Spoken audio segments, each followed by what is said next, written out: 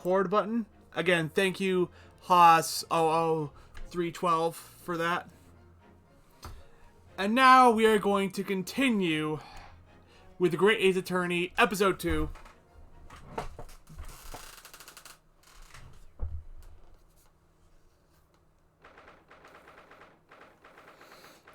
Ninth of January, SS Buria, first class cabin passageway. I wish we hadn't been thrown out like that. I wish we'd managed to find some clues as to what that speckled band might be. We didn't manage to investigate at all. And I imagine that we won't be able to for a while longer. We'll never get past that sailor guarding the door. He's clearly glaring at us as if to say, don't even think about it. Oh, wait a minute. What is it? Well, what happened to our great detective friend? Where did he go? Oh yes, he's completely disappeared. When did he do that? He slipped away as quietly as the wind, but not before ensuring these were securely back on my wrists.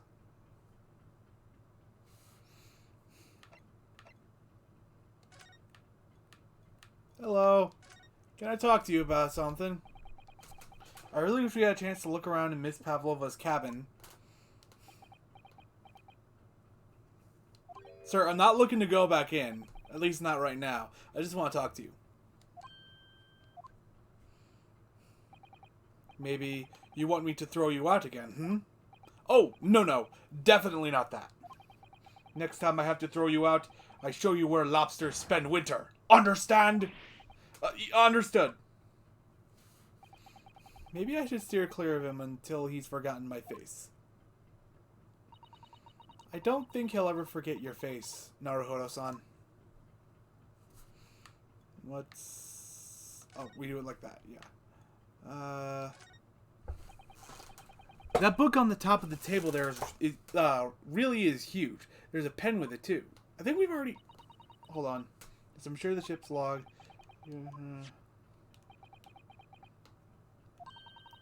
The writing is so neat and precise. Every detail about the voyage has been meticulously recorded. You wouldn't expect a rough and ready sailor to have such beautiful handwriting. Anyway, look here. Last night's log is mostly blank. Presumably that means there was nothing to report. So, okay, yeah, so it does retain everything that I need to look at. Nothing new. So let's go back to our cabin. Can't go in there.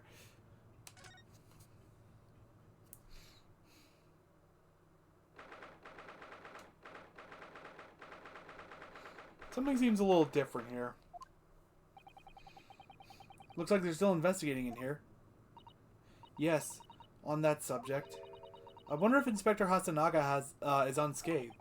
What do you mean, unscathed? Surely you haven't forgotten, have you, Naruhodo-san? Don't you remember what he said about allowing you out of this cabin to investigate? He was going to talk to the captain about it. He said he'd lay his life on the line for you. Oh, yes. But I'm sure he was exaggerating. Let's see what he has to say for himself. He might have some new information for us. You never know.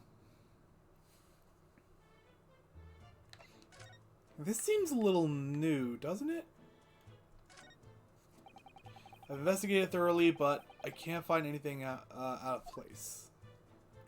Seriously? Alright then. How you doing, Hasanaga? Oh, fuck. Ah, you're back. Inspector!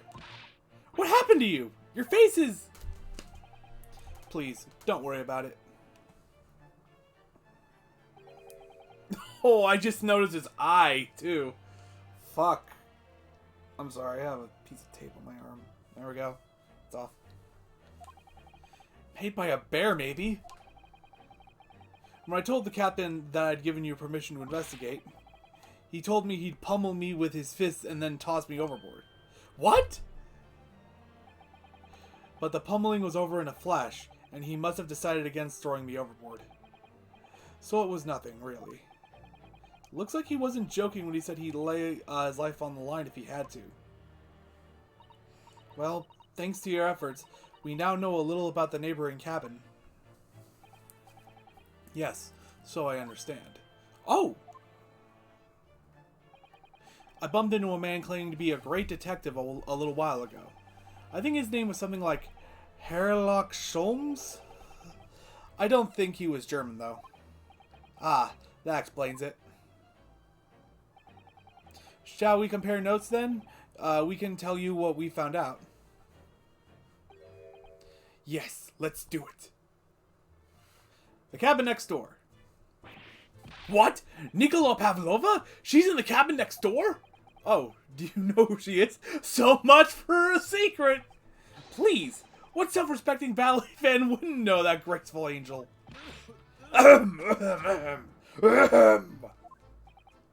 Oops, I think I upset him there. Well, that tells us the neighboring cabin is unrelated to the case, at least. Oh? How? Because angels don't go around committing crimes, do they? Oops, now I've definitely upset him. Inspector, has your investigation here proved fruitful? Fruitful? Fruit with a P? No, fruitful, my bad. If I'm honest, there's very little more I can do. Our duty is to make sure the scene isn't disturbed, ready to hand over to the Hong Kong police. So I'm just keeping watch here, trying not to take my eyes off the job. Oh, I see. Ah, there is one thing. I do have a small piece of new information for you. Oh, what? Yes, do tell us, Inspector, please. New information? What is this new information you have, Inspector? It's this.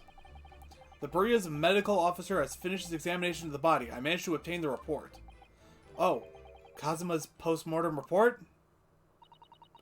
Kazuma-sama. So, what was the cause of death? Poison? Damage to the cervical vertebrae is what's written in the report. I can't claim to know what that is. Although I think vertebrae implies something with a spinal column, possibly neck, like a broken neck, I'm assuming? Yeah, okay, it was a broken neck. Yes, it would seem so. There were no obvious wounds or other signs of injury. So at first, I think they were considering poison. But it turns out they found no trace of poison in the system at all. Well, what weapon was used then? Nothing has been found as yet, but the fact that there are no signs of a wound suggests it may have been a blunt object, something that wouldn't leave a mark. Oh, I see. I'm pretty sure a blunt object would leave a mark. All the body's nerves run through the spine to the brain. A strong enough impact to the neck could induce death. It is a possibility, and no obvious wound would be left. Poor Kazuma. I have a second copy of the report. If it might be useful, you're welcome to have it. Really? Are you sure? Yes, it's fine. I trust you. After all, if I didn't trust you, I'd never have agreed to you leaving this cabin in the first place, would I? Ah. What do you have to say, Susato? Alright, let's read this. Mail, Far Eastern. Sometime between 1 a.m. and a little past 2 a.m. Damage to the cervical vertebrae resulting in instant death. The victim's neck was almost certainly broken as a result of a strong blow to the area. No obvious external injuries or traces of poison. 1 second.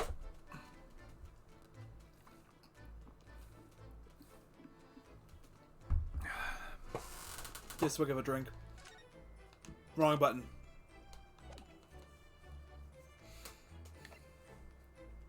The Great Detective. Oh, Mr. Sholmes was here, was he? Yes. He seemed to be enjoying himself a little too much as he crept about on the floor investigating. But then he suddenly left. I suppose he must have become bored. Did he say anything at all? Actually, now you mention it, yes. Just one thing, but he practically shouted it. "It's shoe polish!" was all he said. Shoe polish? I wonder what he meant. Shoe polish. That brown stuff on the ground there? It was when he was over there by the piece of broken glass. I would sooner assume that was like tea or coffee or something. Ah, perhaps he was talking about this brick-colored mark. Do you think? Ah, yes, that must be it. But how could Mr. Sholmes know that it's shoe polish? That leaves me cold, I'm afraid. I have no idea.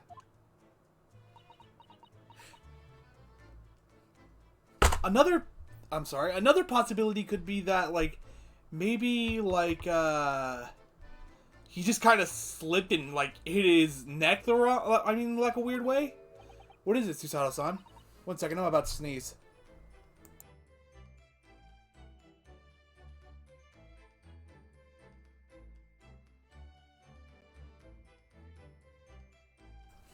Sorry about that, I had to sneeze.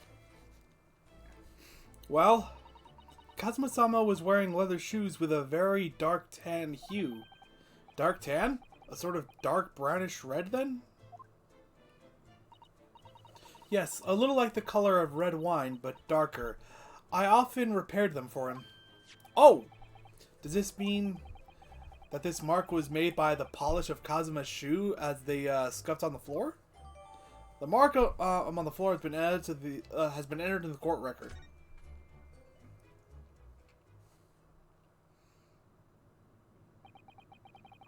That's really all I can tell you at this stage.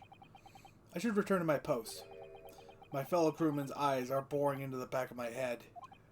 Yes, that might be for the best. Thank you. Poor Inspector. You look exhausted. Oh, no. Well, if I feel terrible that I failed to protect Atsuki, he was my responsibility. I misread that line. Of course, my pain is nothing compared to yours. You were his friends. The truth is, I seem to have had a heavy head ever since I woke this morning. A heavy head? That's interesting. Like a headache? My head's still throbbing too.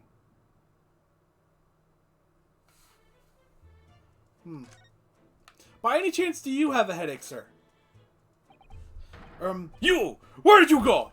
Oh, sorry. I just went to the, Why? Who gave you permission for this? Well, Seaman Hasanaga did. That new Japanese, was it? Later, I will roll him into bar and throw him in cold room. Whew, he's gone back to guarding the door. I hope Inspector Hasanaga doesn't find himself in too much trouble on our account. He's really gone out of his way to help us, hasn't he? When we get back to Japan, we'll have to take him for a steak at La Carnival. That could be a very long time from now, Naruhodo-san. Okay, so this is new. So it's clear that these letters were written with the ink that was somehow spilled on the floor. And they spell the Russian word for wardrobe. It does seem to be an unambiguous pointer to you, Naruhodo-san, as you were sleeping in there, but he doesn't speak Russian! But to be truly unambiguous, it should have just spelled out my name, don't you think? Well, either way, one fact remains. It's hard to imagine that Kazuma-sama would have written his last words, or word, in Russian, which begs the question of who did write it. Okay, that seems new. This is where Kazuma spent his final moments, writing in his diary. 1:23 a.m. I can hear a faint whistling sound. 1:35 a.m. What looks like some sort of speckled band is dangling from the ventilator grill. Looking at his writing here on this page, It's almost impossible to believe that he's gone. Kazuma-sama left us a valuable clue in these words. I'm sure of it. We have to solve this mystery, Naruhodo-san. We will. Let me check that again. Hold on. Diary. Faint whistling sound. Looks like some speckled pan. Faint whistling sound.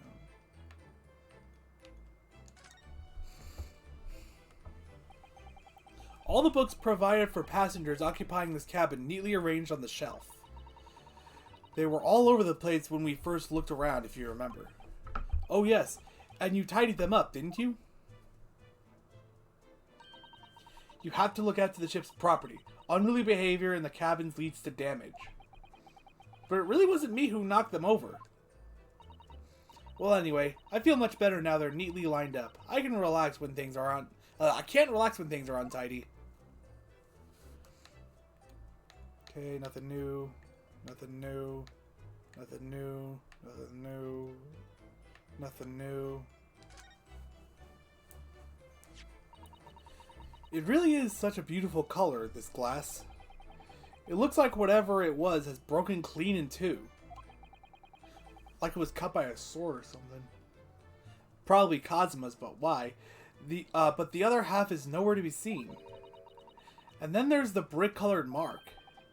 Which is shoe polish, according to the great detective you seem to know all about. I suppose it must be from Kazuma-sama's shoes. Maybe, but what I'd like to know is, how can the detective be so sure it's shoe polish and not something else? Because he's a great detective, of course. That's hardly a reason, is it? I pressed the wrong button.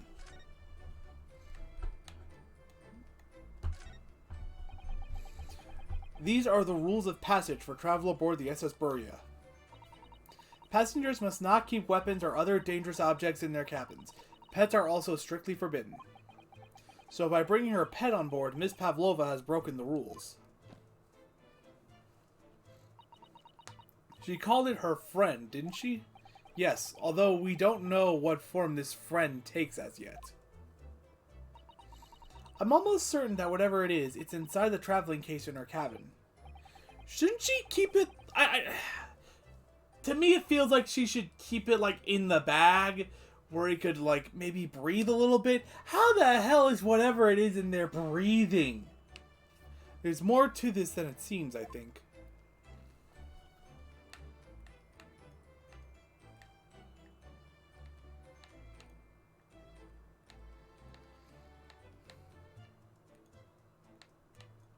I'm looking for literally anything at this point. Literally anything that's different. Maybe we just leave. Can we leave?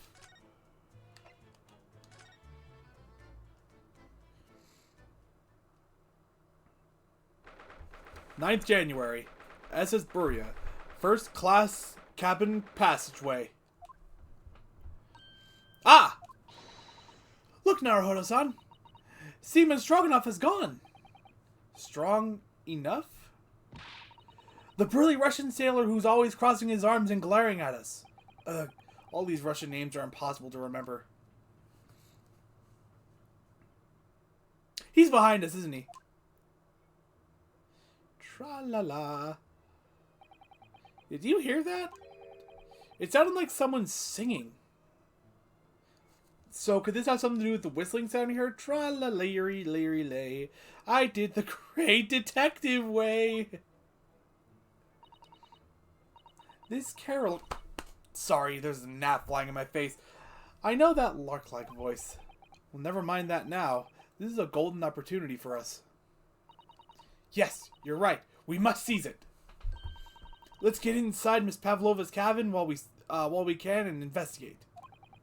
Definitely. Before that stringy knot crewman comes back.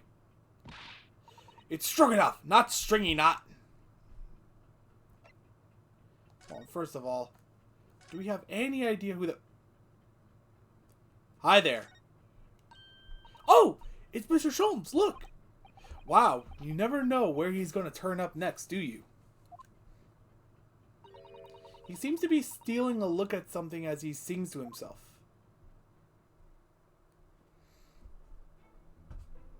Tra-la-leery-leery-lay, I did it the great detective way. He's still singing. Do you think he hasn't noticed us? Or he's simply in extremely high spirits? Yes, there were times, I'm sure you knew, when the yard bit off more than it could chew. And through it all, when there was doubt, it's lucky her lock was about. Excuse me. I solved it all and I stood tall. I did it the great detective way.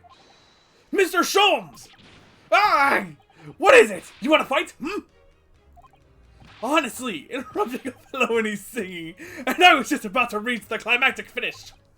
Sorry, I thought you were never going to stop, so I figured now is a good time as any. I very nearly dropped you to the floor with one of my famous right hooks. Alright, I get the picture. Now could you put those fists away? He's about to go into UFC with that. Mr. Sholmes? You seem to be examining something before we interrupted you. Ah, yes, that. I was immersed in the study of the ship's log as penned by the stockily built crewman who's usually on guard here. Oh yes, the ship's log. And did you find anything useful from the room? Sorry, the net keeps flying in my face. Well, after 2 a.m. this morning, the majority of the entries are blank. Which means that there was nothing to report. Nothing of note happened. So...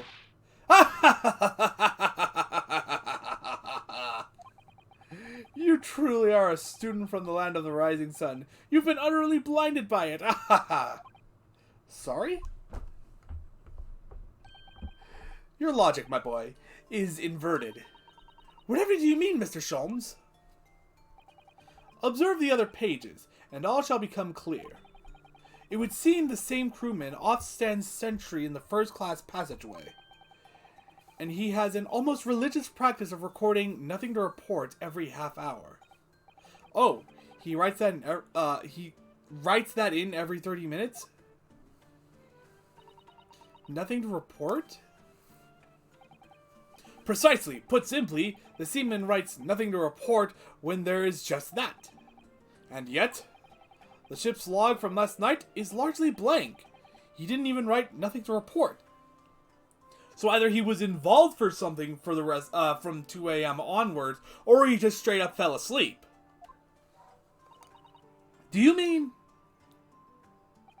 Yes, there were circumstances afoot last night which led to the seaman being absent from his post. What kind of circumstances? What happened?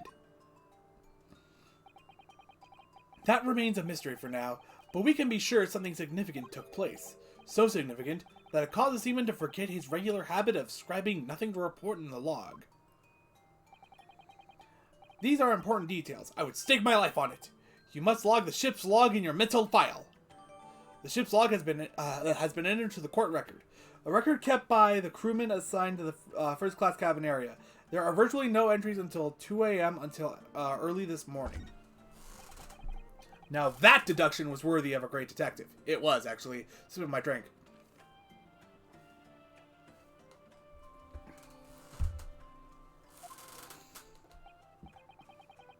Ah, you're starting to understand what my way is, I see. What Sholmes, brilliance! Ha! Oh, ouch. What is it? Are you hurt? No, don't worry yourself. I seem to have to be afflicted with a throbbing head this morning for some reason, nothing more. Everyone has a fucking headache!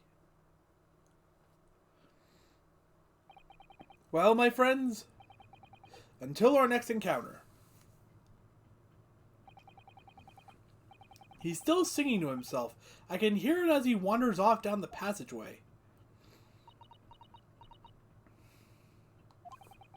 Is something wrong, Susato-san? You seem lost in thought. It's just... well, I feel the same. Sorry? Ever since I woke this morning, I've had something of a headache. A sort of continuous throbbing. Oh, you too? Four people involved in this situation, all with headaches? Oh boy. All we got to do is ask the crewman.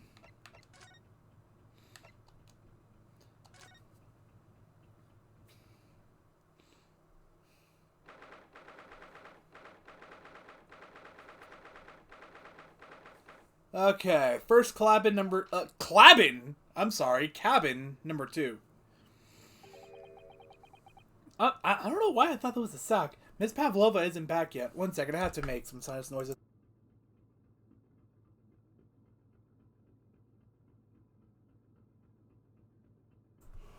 Okay, I'm better now. Miss Pavlova isn't back yet. Susato-san. Oh! Where's she gone? Hey! What are you doing? Those are our private things! There's not a moment to waste, Naruhodo-san. We must investigate as quickly as we can. I suppose you're right, for Kazuma's sake.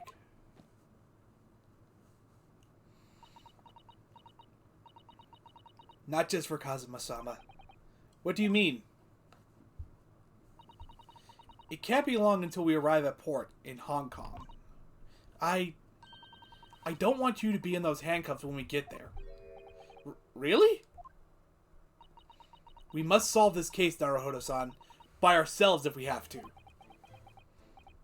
Yes, we will. Start here. Oh my! Miss Pavlova's case is open! It's completely empty inside, but according to the great detective's great deductions, she was hiding her special friend in there. Yes, a friend that she had to keep secret. Because you're not allowed to bring animals aboard the SS Burya. I wonder what kind of animal she had in there. And more to the point, where is it now? I investigated thoroughly, but I can't find anything out of place. All the books have toppled over together. Look, every single one. Do you think that's a god of the sea, perhaps? He's toppled too, though. It's exactly the same as the bookcase next door. In Kazuma's cabin. Perhaps Miss Pavlova was practicing a difficult ballet pose and fell against the bookcase? I don't know. Would she really be practicing ballet on the same night she ran away from her ballet company? Alright then. It must have been you! You lost your temper and knocked them all over in a fit of rage! Not everything that, bad that happens on the ship is because of me, you know. Well, anyway, I'll set them all straight again in here, too. I don't like seeing things in disarray.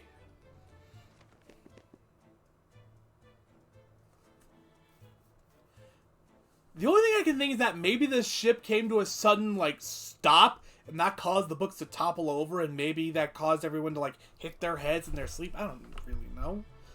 And in Kazuma's sake, maybe it caused them to fall over and just... I don't know. Ah, yes. They're displayed in this cabin, too. Look, the SS Burya's rules of passage. Passengers must not keep weapons or other dangerous objects in their cabins. Pets are also strictly forbidden. I suppose Miss Pavlova realized that she needed to keep the contents of her case a secret after she read this. Her special friend, I mean. I wonder where her friend has disappeared to now. It's probably having fun exploring the ship, I imagine. I just hope Seaman Stroganoff doesn't find it and throw it overboard. Oh, yes. So do I.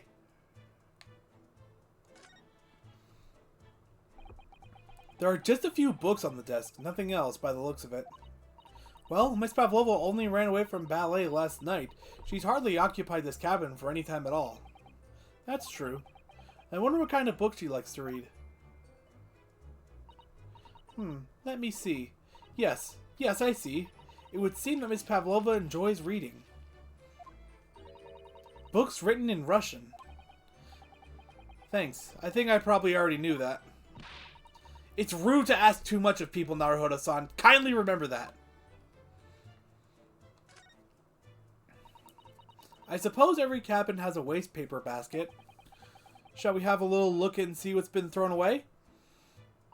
Naruhodo-san! It's poor etiquette to go sifting through someone's rubbish, you know. Those eyes.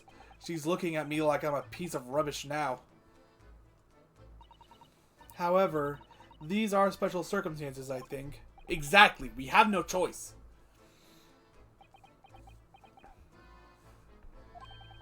There's hardly anything in here at all. Oh, well that's a little disappointing. I'm sorry. Got distracted by something. Didn't mean to open the court record.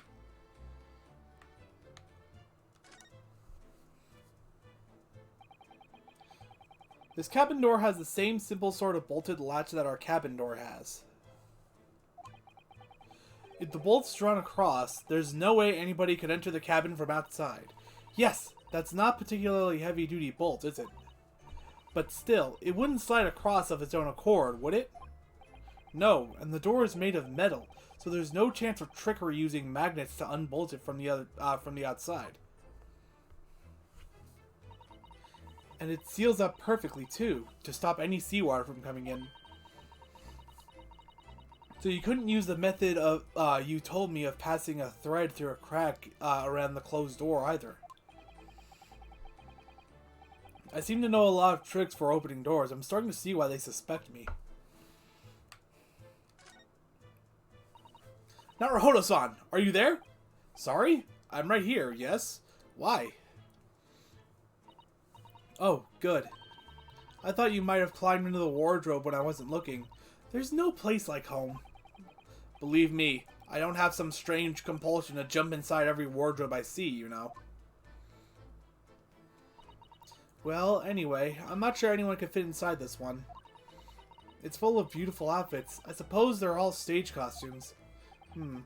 I was rather hoping we might find Miss Pavlova's friend hiding in there. No such luck. I think I know where it is. You know, I'm going to do that right now. So this ventilator connects to Kazuma's cabin next door. Yes, although what a fool a shipbuilder must be to open a ventilator into another room. Ah, maybe. It's so that if there's a gas leak next door, the occupant of this cabin would notice and raise the alarm. Or, the occupants of both cabins would die of gas poisoning. That is a possibility. Anyway, last night, Kazuma wrote that he saw a speckled band coming out of this ventilator.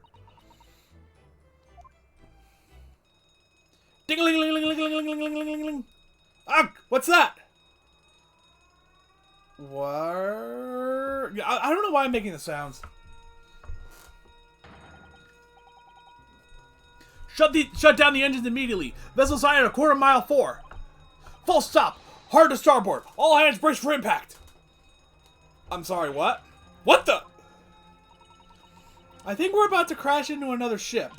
What? I can't stand. Susanoo-san, hold on to me. What? Susanoo-san, are you alright? Are you injured at all? I think I'm fine. Thank you, Naruhodo-san.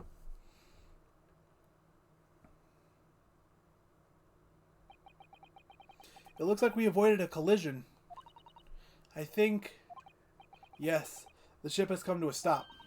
Oh my goodness! What about you, Naruhodo-san? Are you hurt?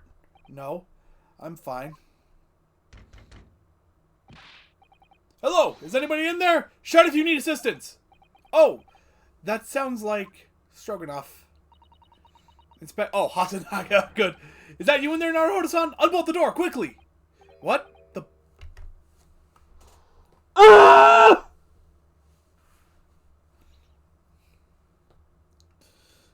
We crashed into another ship.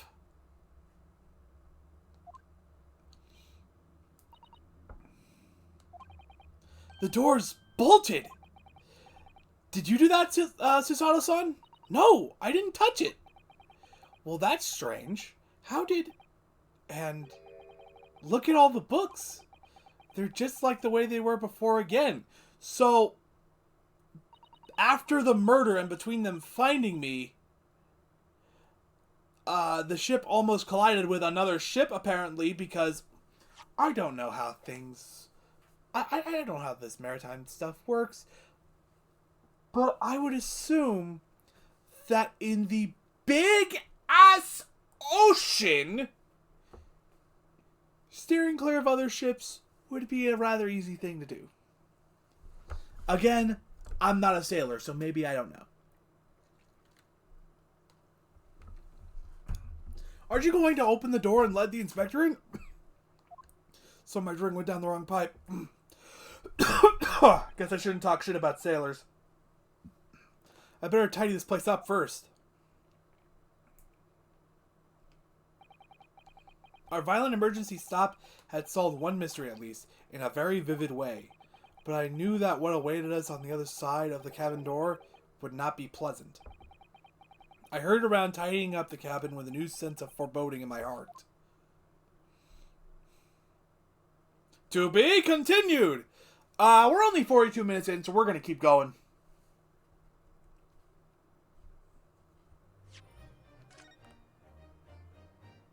Actually, no, we're only 40 minutes in, my bad.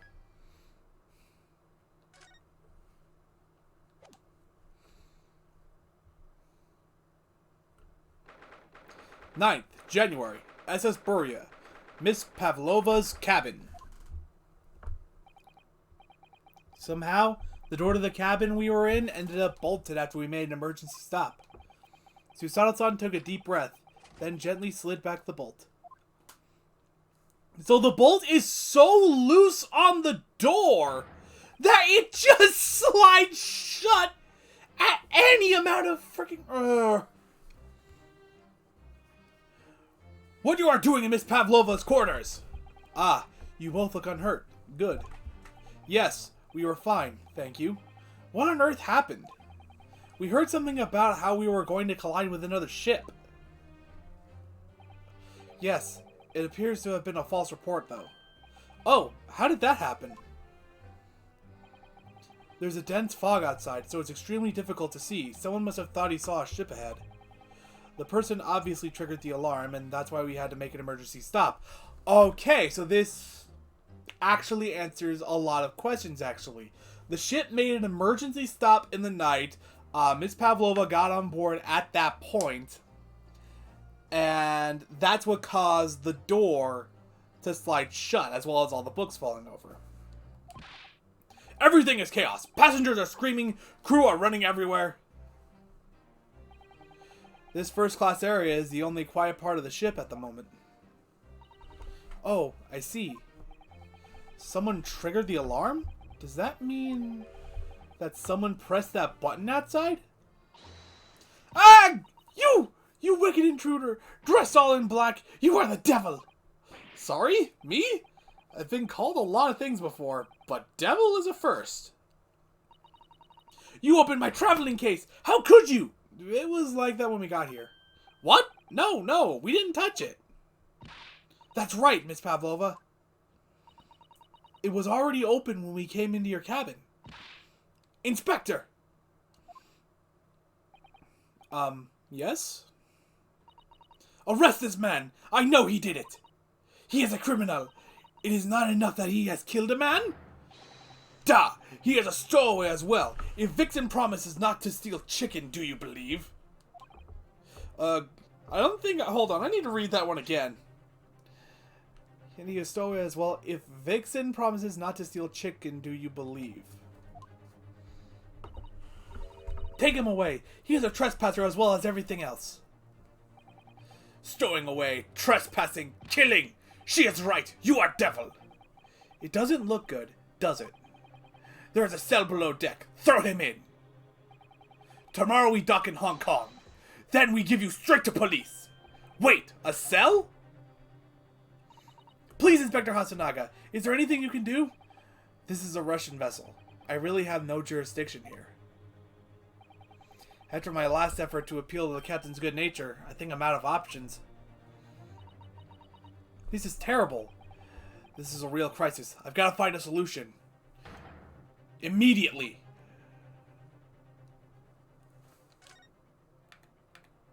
The bolt. I just need to keep calm and focus on the task at hand, which is investigating. Don't touch my things! You want me to show you where the crawfish hibernates? Hiya! I'm sorry, what?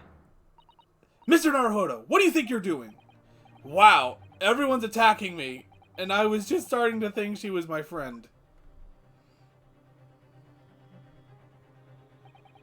Isn't there anyone who can help me out of this mess?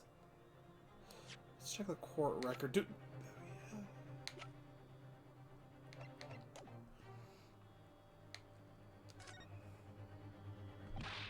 Please, just give me a little more time.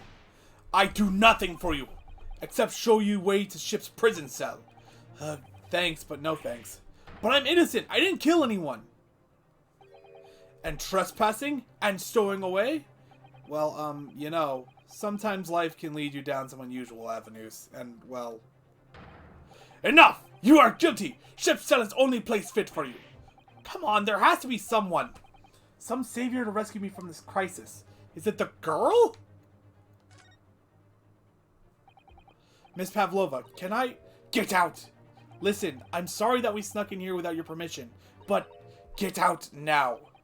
We just need to investigate in here to help understand what happened to... Something in Russian! I assume that's get out. It's no use. She's not going to listen. I need to find someone who will. Is the detective in here? Yeah, he is! What the... What are you doing up there? Mr. Sholmes! And he has the tiara. Naturally, I was analyzing what a weight of 20,000 rubles feels like on one's head.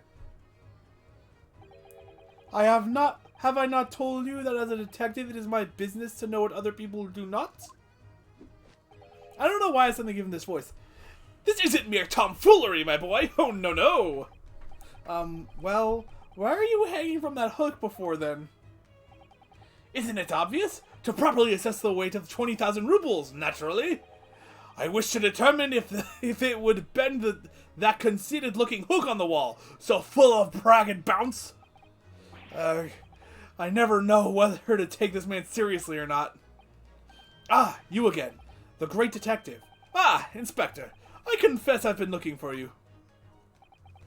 I have something to report to you most urgently. Well, you might try looking for me somewhere other than a hook on the wall next time. What is it to report? Speak! An urgent report from a great detective can mean but one thing. Yes. The case of the curious murder that took place last night here on this vessel, the steamship Buria, has been solved by me, naturally. What? Really? She was not happy when he when he said the case was solved. Yes, I have eliminated all other possibilities. No other explanations exist. So, allow me to illuminate all your minds. For I am about to reveal the great detective's greatly admired great deduction to the case.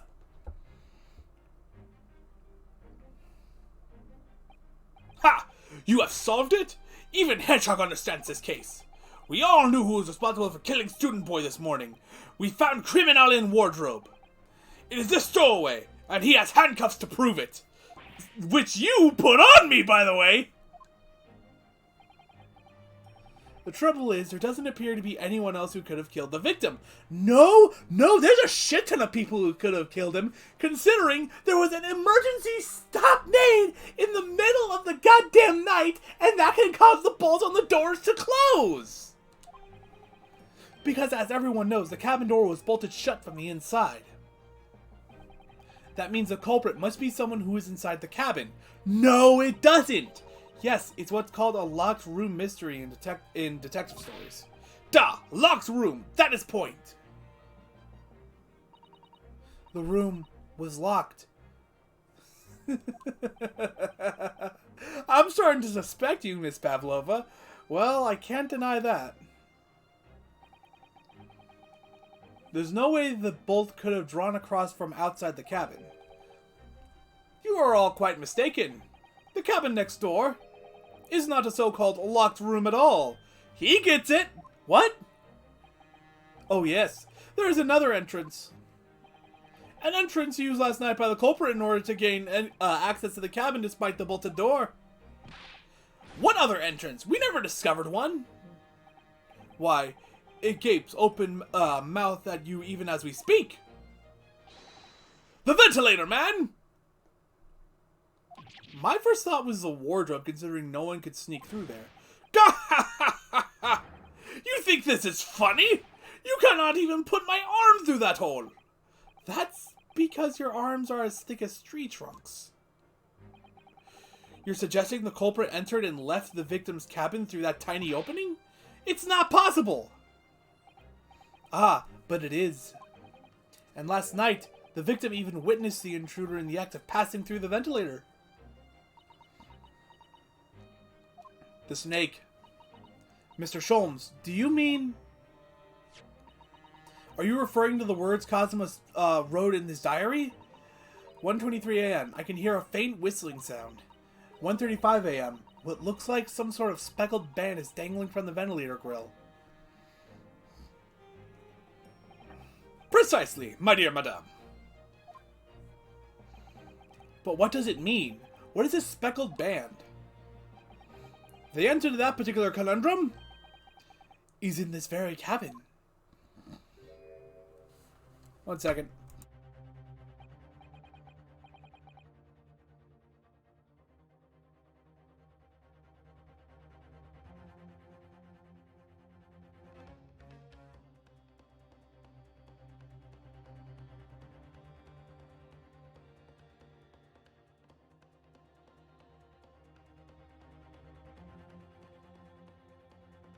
Sorry about that.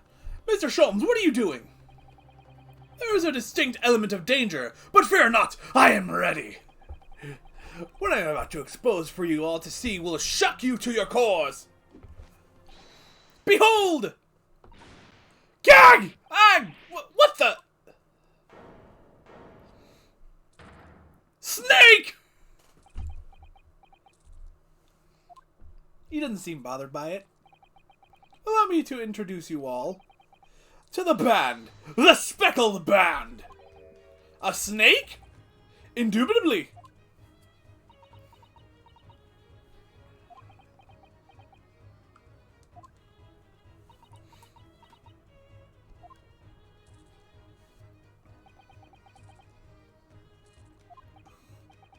Mr. Sholmes, just one thing.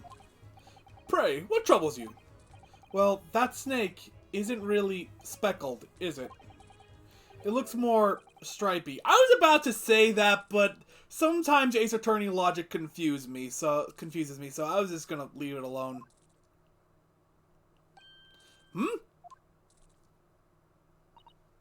Yes, you're right.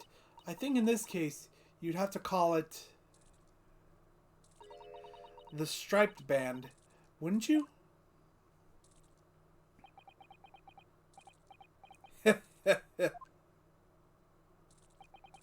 You both see and observe, with distinction, however. Do you not think that this precisely the trap into which the culprit wishes you to fall? It was written in Japanese, though. Oh my goodness, really? It's a trap? How exactly? I think perhaps it is time I explain the intricacies of my train of thought. Are you ready, Miss Pavlova? I'm sorry for the young man who died, but that is all. His death is nothing to do with me. This whole thing is nothing to do with me. There are two conclusions I have drawn from the facts. Number one, last night, your friend infiltrated the victim's cabin. Ha! And number two, that same friend was responsible for the victim losing his life. No. She's turned as white as a bowl of rice again. Sholmes must be right. He's hit the nail on the head. This young woman's friend killed Mr. Asagi? He can't speak. Good. It looks like he can't speak with that snake coiled around his head. I would advise as little movement as possible, Seaman. You wouldn't want the fangs of that long friend in your neck. So everyone, let us begin. Sherlock Holmes is proud to present his Logic and Reasoning Spectacular. Oh yes, another one of these. I loved this last stream. The Great Deduction. The game is afoot. Topic 1. Intruder's Identity. Miss Pavlova, moments ago you claimed the following. His death has nothing to do with me. This whole thing has nothing to do with me. Yet you cannot deceive yourself. Yes, when you recall those horrid events, your aching heart smarts with pain.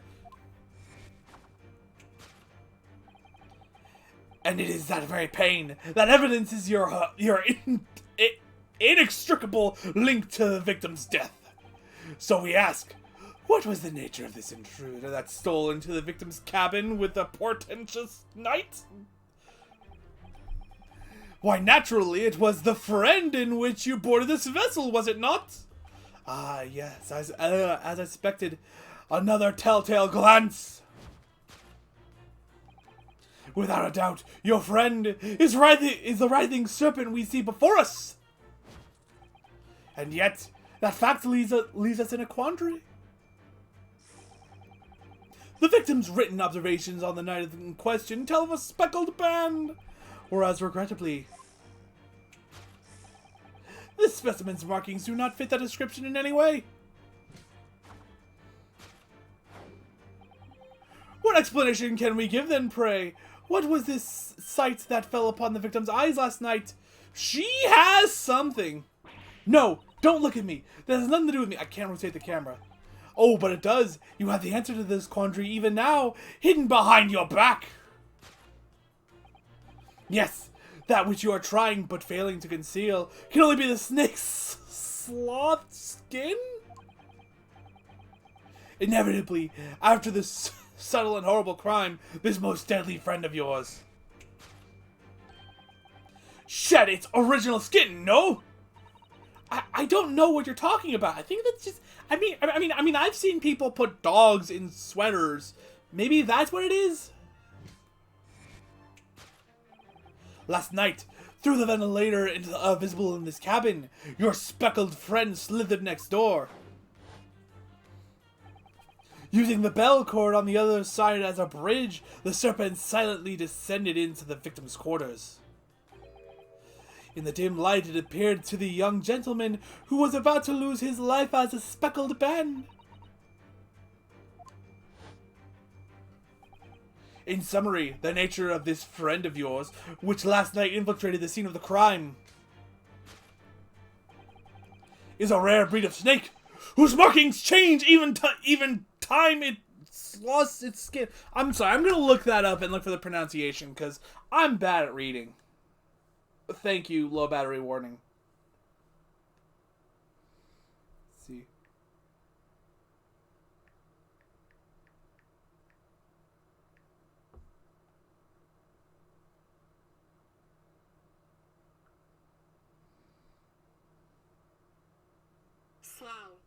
Slough.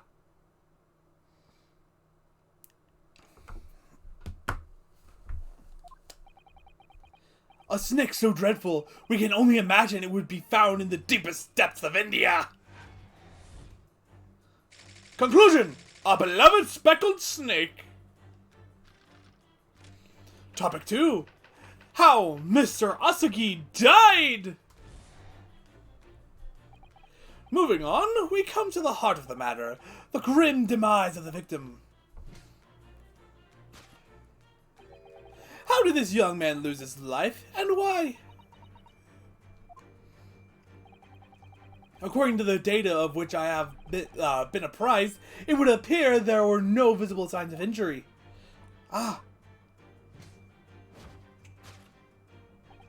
In fact, the circumstances of the victim's death can only be explained by a terrible venom. Now, if we take that as fact, we can reasonably imagine that there remains evidence to affirm it at the scene of the crime. Oh no, could there be? Yes, An examination of the deceased's body will prove the cause of death conclusively. The almost, but not quite, imperceptible puncture wounds left by the venomous fangs will seal the truth. Yes, the vestiges of the snake bite delivered by our terrifying friend. This makes no sense. There is no point in feigning ignorance, Miss Pavlova. After the incident, you endeavored to hide everything, didn't you? But now your involuntary glance betrays the hiding place you chose.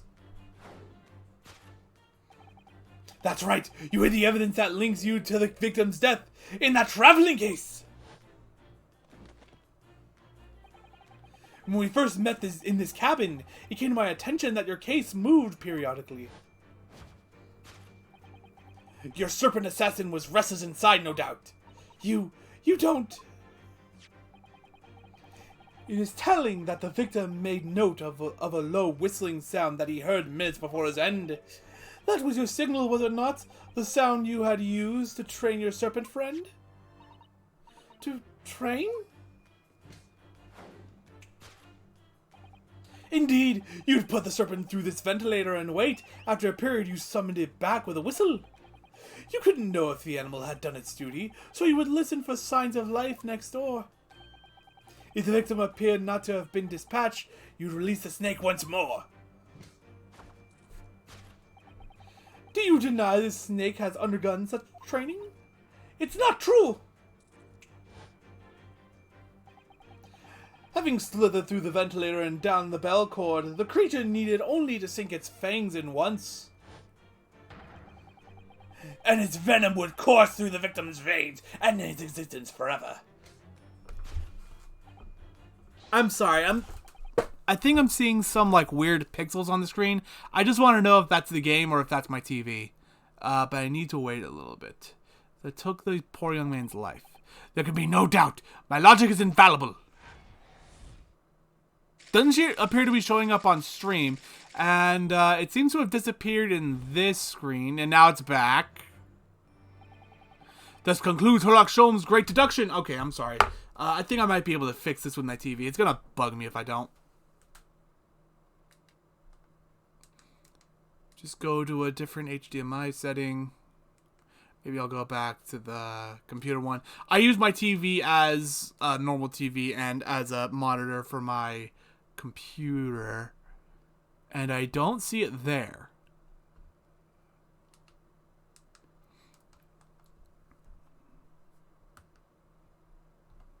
This concludes Sherlock Holmes' great deduction of the speckled band. And it's still there for some reason.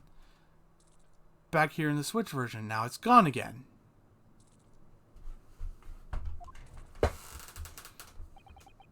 Miss Pavlova has trained her pet snake as a killing machine.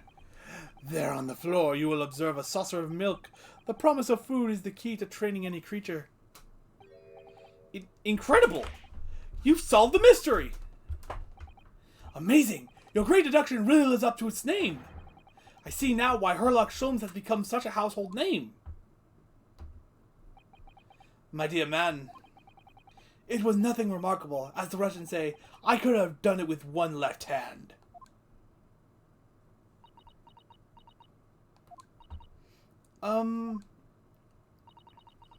Could I venture an opinion, Mr. Holmes? But of course, what's on your mind? It's just about your deductions before. Some things don't quite make sense to me. I welcome questions as to my method, and I will answer both loudly and proudly.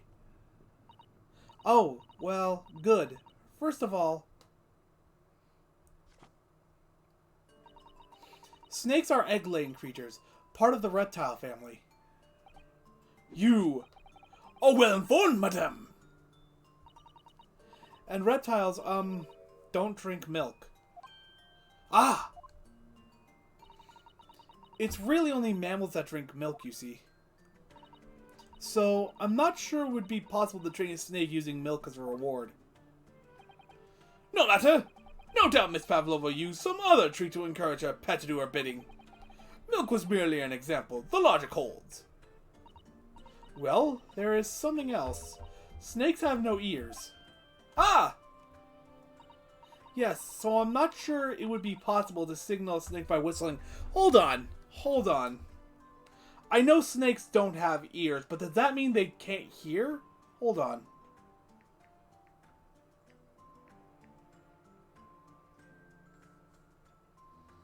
Behavioral studies have suggested that snakes can in fact hear, and now this work has gone one step further and explained how.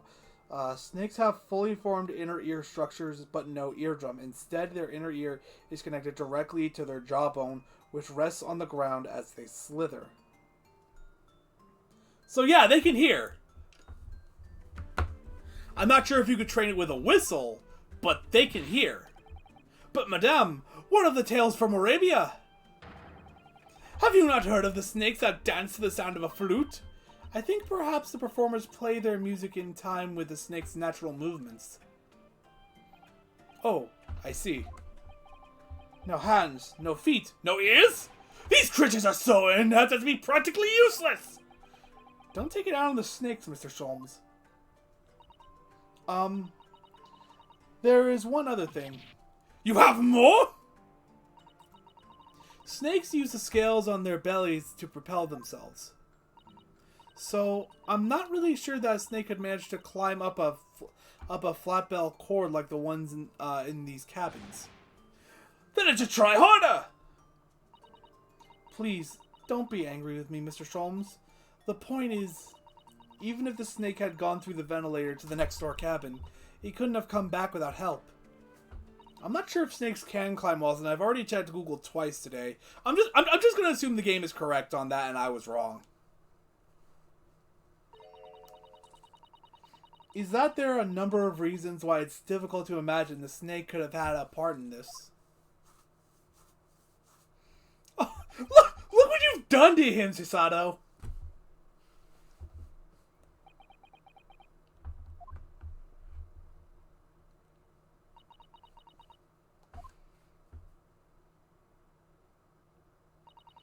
I think we need to step in and help again, Mr. Naruhodo. Oh no, you don't mean... Yes, we need to modify Mr. Sholmes' latest seduction and turn them into the great ones they ought to be. I had a feeling that was coming. Alright, let's give it a try. Just what I was waiting for. Mr. Naruhodo! Yes, right. So, cast your eyes down to your wrists again. What? You've done it again! Your handcuffs are gone! Where did they go? Fear not. I shall see they're restored after our work is done. I really wish you'd leave them off. Now, everyone, let us begin. Sherlock Holmes is proud to present his Logic and Reasoning Spectacular. Course correction. Hold it, Mr. Sholmes.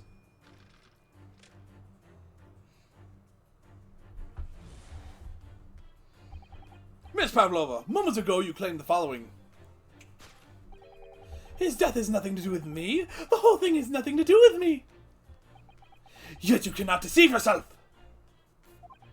Yes, when you recall those horrid events, your aching heart smarts with pain. She's looking at her hand, though. She does have a pained expression on her face. Yes, that's true. She looks as though Kazuma-sama's death is weighing heavily on her mind. But you're not sure Mr. Sholmes has read her quite correctly, is that it? Could there be some other way to interpret her expression then? Let's take a moment and really look very closely at Miss Pavlova. She's looking at her hand, though. Aching heart, not the hand. Oh! There we go! Oh! Naruhodo-san, look! That's the look, that looks like a very painful wound. It looks like a scratch made from some kind of small animal. I'm not entirely convinced a snake could do that, though. Well, whatever scratched her doesn't appear to be around here. Yes.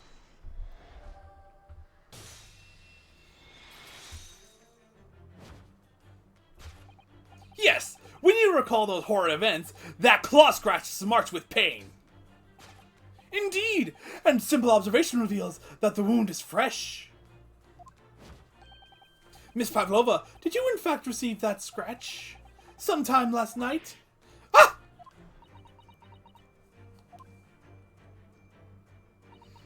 When I think about the young man who died next door, I feel so sad. And when I am sad, the pain from this wound is worse. And it is that very pain that evidences your inextricable link to the victim's death. So, we ask, what was the nature of this intruder that stole into the victim's cabin on that portentous night? Why, naturally, it was the friend with which you boarded this vessel, was it not? Ah, as I suspected, another telltale glance.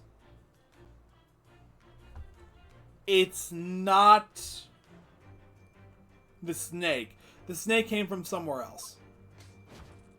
Maybe it's the terrorist's pet or something. Without doubt, your friend is the writhing serpent we see before us. Or it's the guy. It seems likely that the scratch mark on the back of Miss Pavlova's hand was made by this friend of hers, doesn't it? Except, snakes don't have claws, do they? No, they don't. I mean, maybe, like, the snake, like, scraped its teeth against her, but I'd imagine that would only leave 2 marks, not 3. They don't even have hands or feet on which claws might grow.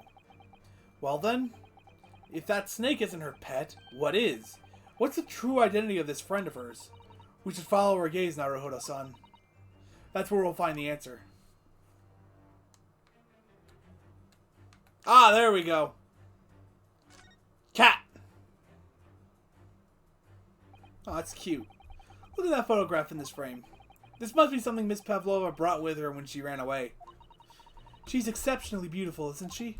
Yes, that's true. But personally, it's the little black creature she's holding that's caught my eye. Maybe we'd better take a closer look at this. Little kitten. Look at the little cat Miss Pavlova is cuddling here. Oh, what a cute little kitten. It could vie with you, couldn't it, Mr. Naruhodo-san? For the blackest outfit. A black kitten. And from the look of this picture, at least, Miss Pavlova seems very attached to it. Yes!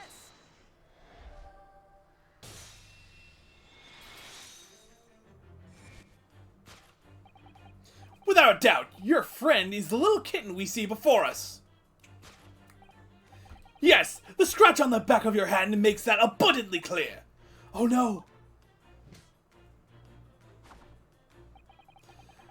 The whereabouts of this black kitten isn't clear, but what is clear is that you brought the animal with you when you ran away, didn't you? Ah!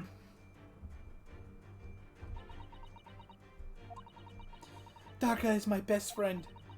I couldn't leave her behind. Daka would appear to be a Russian blue. And yet, that fact leaves us in a quandary. The victim's written observations on the night in question tell of a speckled band. That snake is not happy at all. Whereas, regrettably,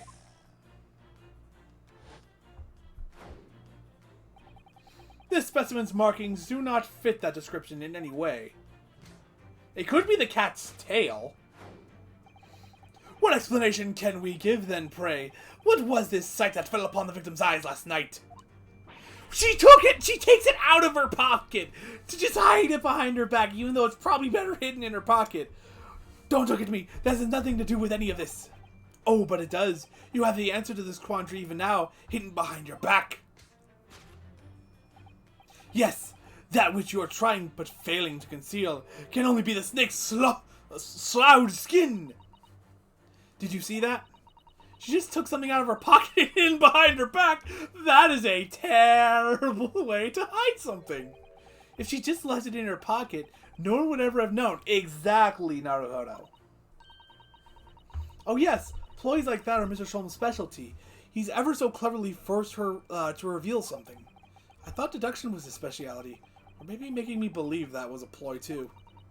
Anyway, I find it hard to believe that that's the skin of a snake. In which case, just what is Miss Pavlova hiding behind her back?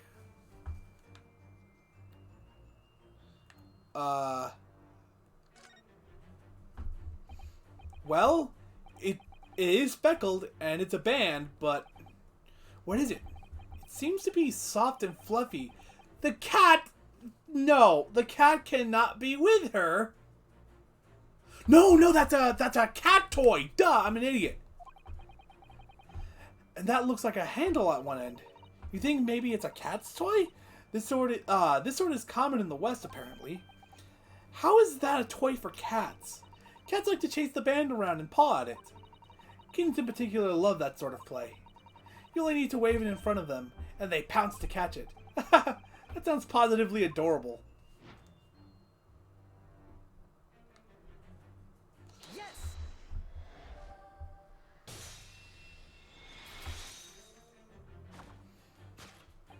Yes! The thing you are trying, but failing to conceal, is, a cat's toy! He said, so that makes me think that's not correct. And the true nature... I kind of wish I could go back now. Ah!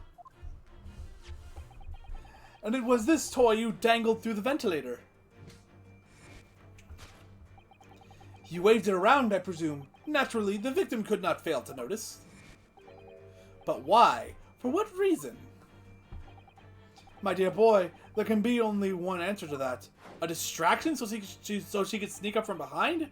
After her feline friend disappeared through the ventilator into the neighboring cabin, Miss Pavlova attempted to use the speckled cat's toy to incite the creature to return. Ah!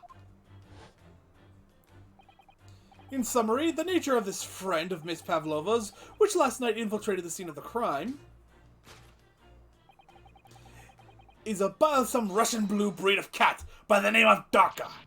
Kyag! Most of my drink again. A truly troublesome feline young Darka is proving to be. She must be caged once found. You will forgive us for borrowing the photograph of your pet, Miss Pavlova. A photograph of Miss Pavlova and her friend, a kitten named Darka. The tiara she would wear on stage can also be seen.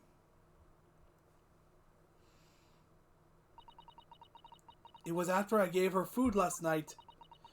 That's when it happened. She scratched the back of my hand and then ran up the bell cord.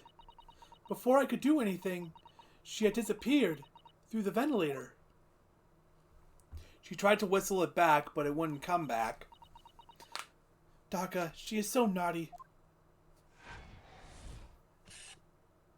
And then maybe he, fell backwards when he, accidentally stepped on the cat or something? I have a cat, and that can be kind of startling. And then when, she went over to investigate to get the cat, she went over to investigate what happened, or maybe just to get the cat, and she's like, oh, this guy's dead, and it's kind of my fault, gotta take the blame off me. Moving on, we come to the heart of the matter, the grim demise of the victim. How did this young man lose his life, and why? According to the data of which I have been apprised, it would appear there are no visible signs of injury. Ah! In fact, the circumstances of the victim's death can only be explained by a terrible venom. What Mr. Sholm says is true. There were no signs of a wound anywhere on Kazuma-sama's body. That's right. But Mr. Sholm seems to be unaware of one very important detail. Kazuma wasn't poisoned. Yes, it would seem so. Let's give him the information he's missing now. Terrible... Oh yeah, the autopsy report. Yes.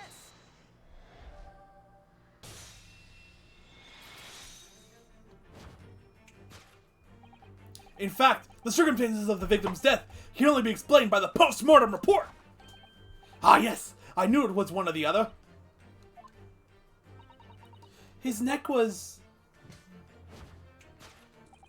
Indeed, the breaking of the Oh, so are they suggesting that the snake went around Kazuma's neck and just constricted it until it snapped? It's fatal. Only that Goliath would be strong enough to survive that. Seaman Stroganoff isn't some immortal freak, you know. I could be wrong, but I remember, I think it was the Rise and Fall of ECW documentary. Didn't, like, Taz break his neck and survive? I could be wrong about that. The jury is out. Anyway, we have on good authority that the victim's neck was broken. Now, if we take that as fact, we can only reasonably imagine that there remains evidence to affirm it at the scene of the crime. Oh no, could there be? Yes, an examination of the deceased's body will prove the cause of death conclusively. Kazuma died because his neck was broken. In other words, he was probably struck by something or someone. Yes, that's a distinct possibility. As of yet, no weapon has been found though. Presumably Darka didn't silently creep up behind Kazuma and deal him a fatal blow. I suppose it's possible that he had a fall and hit the ground awkwardly? It could have been a terrible act of misfortune that he broke his neck completely by accident. Oh yes, a bad fall could explain it. It's rather hard to believe of Kazuma-sama though. He wasn't a clumsy man. Well, we need to fix this deduction somehow. Is there anything from the scene that could explain what happened?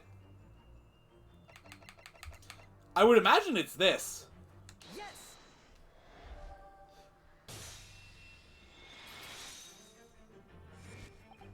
Yes! An examination of the mark on the floor will prove the cause of death conclusively.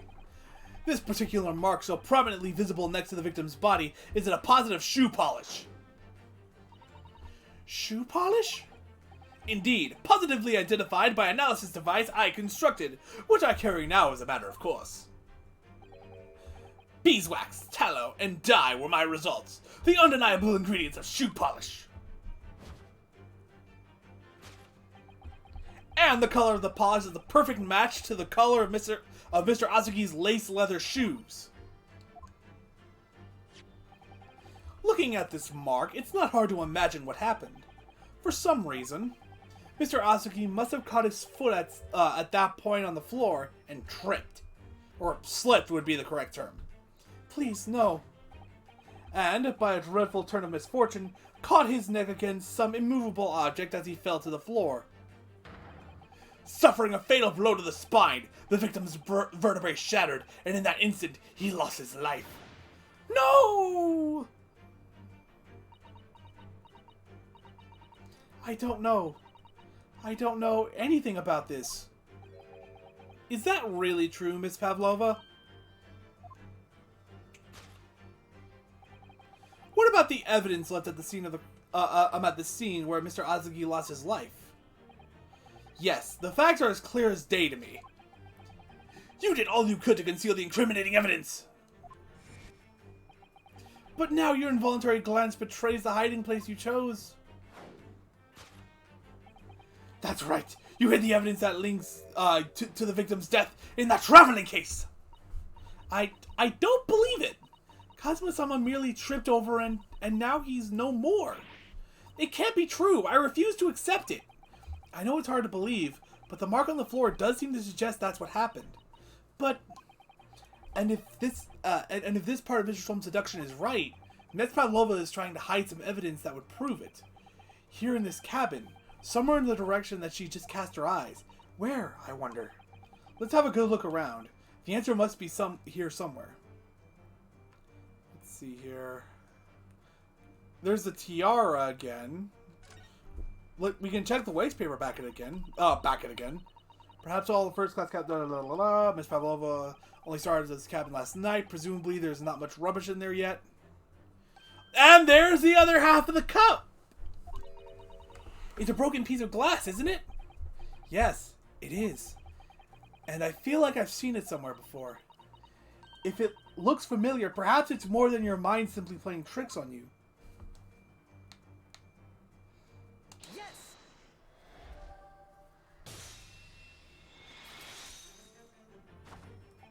That's right. You hid the evidence that links you to the victim's death in that waste paper basket. Ah! Here we have a fragment of some intricate glass object, it would seem. One that has a familiar air, in fact. Precisely. We found another piece of broken glass on the floor in Mr. Asagi's cabin. And as you can see, the two pieces fit together perfectly. Oh no! So, Miss Pavlova, shall we consider what this tells us? Why would it be that part of the glass object, which was evidently broken at the scene of the victim's death, should be found in the waste paper basket in your cabin? Gah!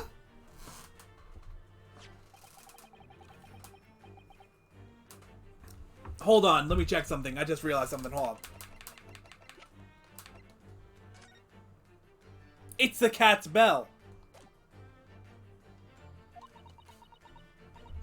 I don't know.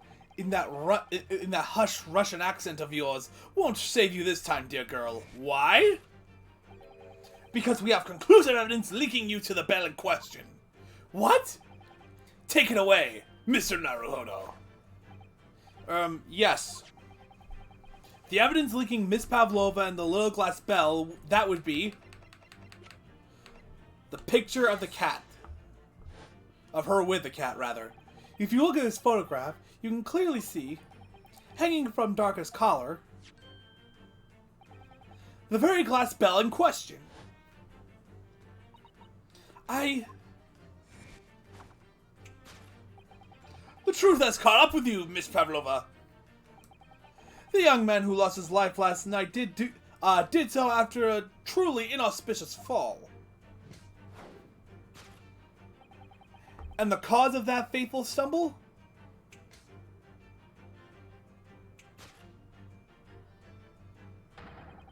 Your absent feline friend, Darka!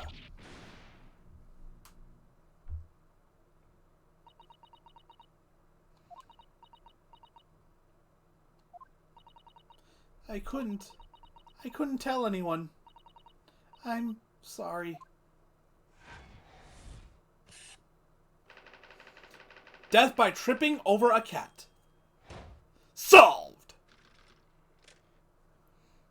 Deduction complete. Elementary!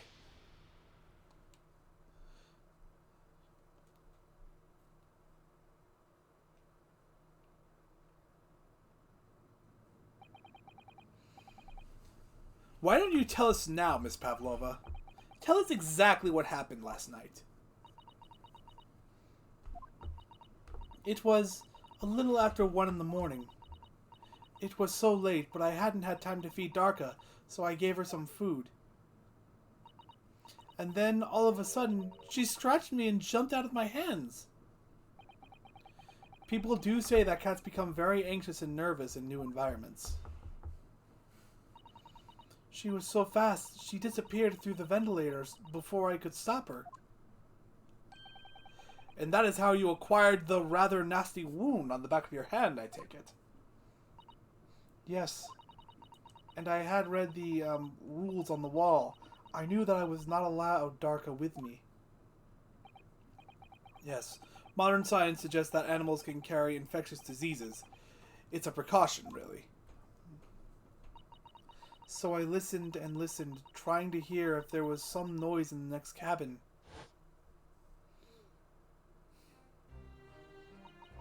It was very quiet. I was sure if someone was there, he must be sleeping.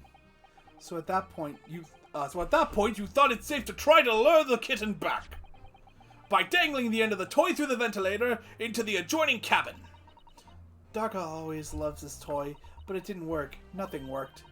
I tried using her favorite toy. I tried whistling to her softly, but nothing. She didn't return. So the faint whistling sound Kazuma wrote about in his diary was Miss Pavlova trying to retrieve her pet. Cats have a propensity to remain hidden in the shadows when frightened. Yes, so there was nothing I could do. I just had to wait until she had calmed down. But then...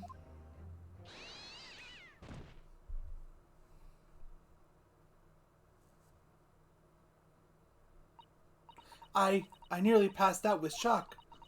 I heard the cry out, and then, oh, it was such a dreadful bang. Then afterwards, nothing. It was totally silent. Kazuma was...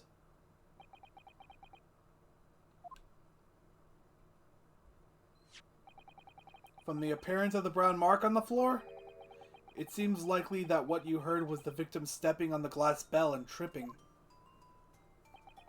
The SS Buria is a large vessel, but even she can pitch and roll violently without warning. Mr. Asagi was already off balance as a result of the ship lurching when the kitten got under his feet. A combination of unfortunate factors could easily have caused him to fall over.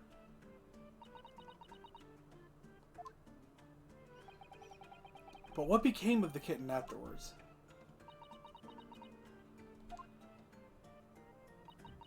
In the end, I managed to get her to come back through the ventilator. Yet Darka is nowhere to be seen. I must have forgotten to lock my case. And now she's disappeared again. Gracious, that cat is as insufferably restless as I am. Well, he knows something about himself at least. When I woke this morning, I heard that a young man in the cabin next to mine had died. But I couldn't bring myself to tell anyone what had happened. Okay, so the story right now is that he accidentally tripped and fell. So, but that then remains one question. Why was he facing towards the wardrobe? Why was the words wardrobe written in Russian? Who did that and why? The answer to how the door got locked is easy. There was a sudden freaking stop. And that caused the latch to shut.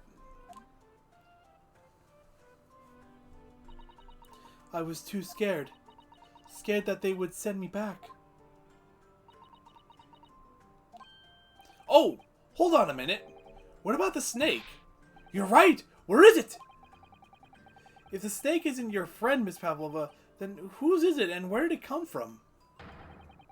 What on earth is such a dangerous creature doing on board the ship? Is it his pet? He's petting it. Oh, I didn't say. Snake is my friend. His name is Perozoka. You want to say that earlier? You want to say that like 30 minutes ago? That snake belongs to you? He escaped from cage when emergency alarm sounded. I was looking for him. I did not expect to find him in here. Yes, how did that snake get into this cabin? But animals are not permitted on board. Ha! We are at sea for 1 year. You want me to be so long without close friend? Without someone who understands? Couldn't you find someone a little more human who understands you better? But my dear burly fellow, a gargantuan venomous snake? Surely you can appreciate the danger you're putting everyone in. No venom. Pirozoka does not have venom. He is harmless, very long, but gentle. He is adorable, like Granny. It's venomless? Yes, now he is hungry, so he is in bad mood. But once I feed him, you will see big smile. And you feed him what? Milk, I suppose? Ha! Like they say, milk chickens? Ridiculous. Snakes that drink milk are only in stupid stories. Pirozoka eats mouses. Big, fat, round mouses. Ah. Oh, so is that what the mousetrap in the passageway out there was for? Of course! How else can I catch my friend's favorite food? Nothing says top of the food chain like the look in their eyes right now. His eyes are... He is so disappointed. It refuses to drink milk. It can't hear a whistle. It can't climb a belt cord. And it's not even venomous. How the deuce did something so inept land a starring role? It's not my fault. I do not make up stories. My Perozoka is nothing to do with this incident. I actually believe him on that. So that's what happened. That's the truth behind my best friend's tragic death.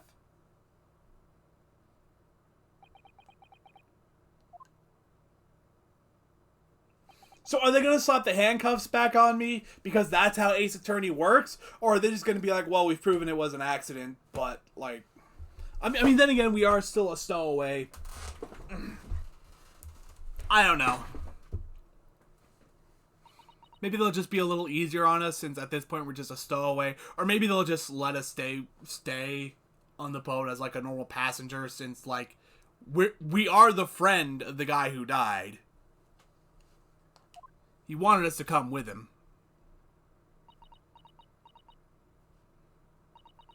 Miss Pavlova? I understand the difficult situation you found yourself in, and I do sympathize. But please remember this. A young man lost his life. If you're going to attempt to cover up your guilt with lies, then no matter what the circumstances, I cannot forgive you. But what are you talking about, Miss Mikotoba? What lies? Miss Pavlova just confessed everything. It was just a series of unfortunate events, an accident.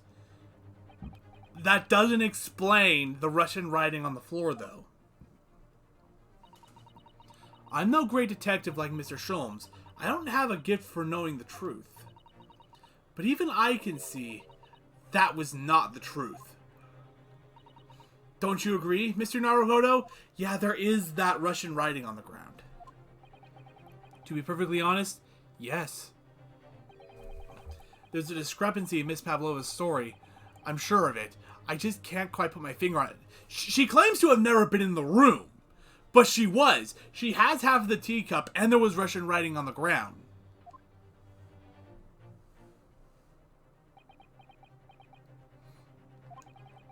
I confess, I was intending to let Scotland Yard deal with any outstanding issues on this matter. Oh? I'm only present here for a very specific reason. The truth is, you, Mr. Naruhodo, are simply a distraction. A distraction? I do hope you've not been finding your shackles too uncomfortable. Damn it! Ah! Not again! When did you do that? Especially as they're on your wrists as a result of my intervention. I was rather hoping I could resolve matters before we made our next port call. You were Mr. Sholmes? Yes. I'm sorry, I need to reread that. You were Mr. Sholmes? I'm very sorry. Yes, but I overlooked one important detail. The deceased young man was a very close companion of yours. Was he not? Yes. Cosimo was my closest friend. I owed him my freedom, even.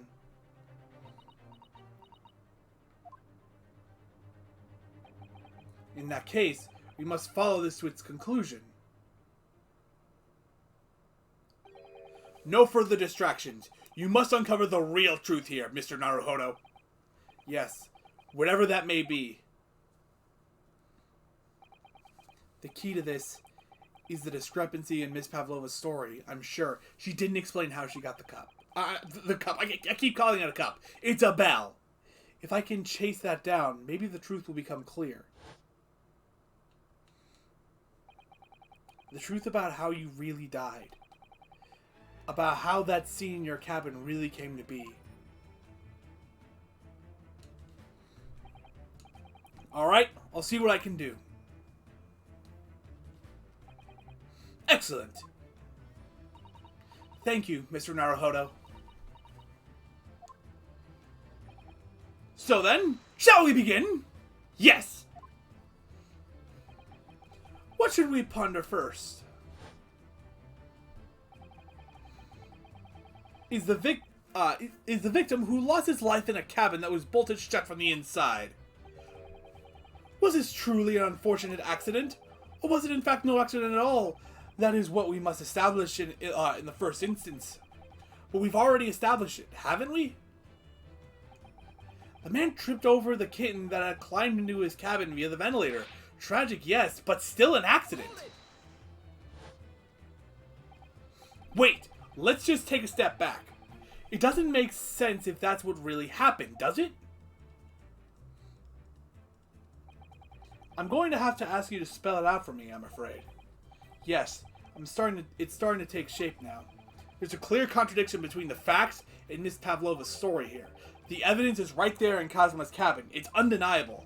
His death couldn't possibly have been a mere accident. Really? Let us show our hand, Mr. Naruhodo. Time to present the evidence. The evidence that proves unequivocally that the victim's death was no mere accident. Just gonna save here. Because despite the fact that I keep bringing up the bell, I think they want me to bring up the words on the floor. Clearly this was done to frame Ryunosuke. Yes. The truth is clearly recorded in this photographic print. There's no way that Mr. Asugi could have left this message on the floor. That script, it's Russian, isn't it? Indeed it is. The word written means wardrobe. I see what you mean. Most people would leave a dying message in their native language. Japanese in this case. But maybe he was studying Russian. No, he wasn't. It is a simple language. He could have picked it up very fast. That doesn't seem likely. That's actually not the point. It makes no difference whether he knew Russian or not. Sorry? What do you mean? Exactly what I said before. There is no way that Mr. Asugi could have left this message on the floor. Does the report say how quickly he died? Instant death! And the reason why is clearly explained in here. Damage to the cervical vertebrae resulting in instant death. Instant death. Ah! Which means, after the victim fell to the floor, he couldn't possibly have written anything. Because he was already dead. That's not the only reason either. There's something else we found in Mr. Asugi's cabin. A remnant of something that couldn't possibly have been there, if what Miss Pavlova told us was true. What? So, Susanoo-san has noticed it too then. Putting this message on the floor aside, there's something else that gives the truth away. Another piece of evidence that proves this was no accident. In other words, I'm going to assume that it's the bell.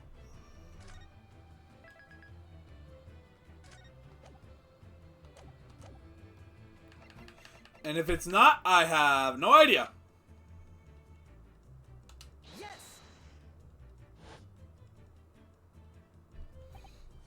Yes. This piece of broken glass next to the mark on the floor. But that's the glass bell the kitten had around its neck.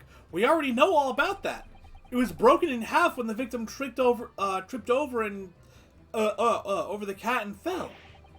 So we already have a satisfactory explanation. Where's the flaw in that logic? Unfortunately, there is a very big flaw. A fatal flaw. What? If that's really what happened, then how did one half of the bell end up back here in this cabin? Ah! Yes, remember that we found the other half of the glass bell in that wastepaper basket. Would you care to explain that, Miss Pavlova? Oh no. Both these pieces of evidence clearly point to the same conclusion.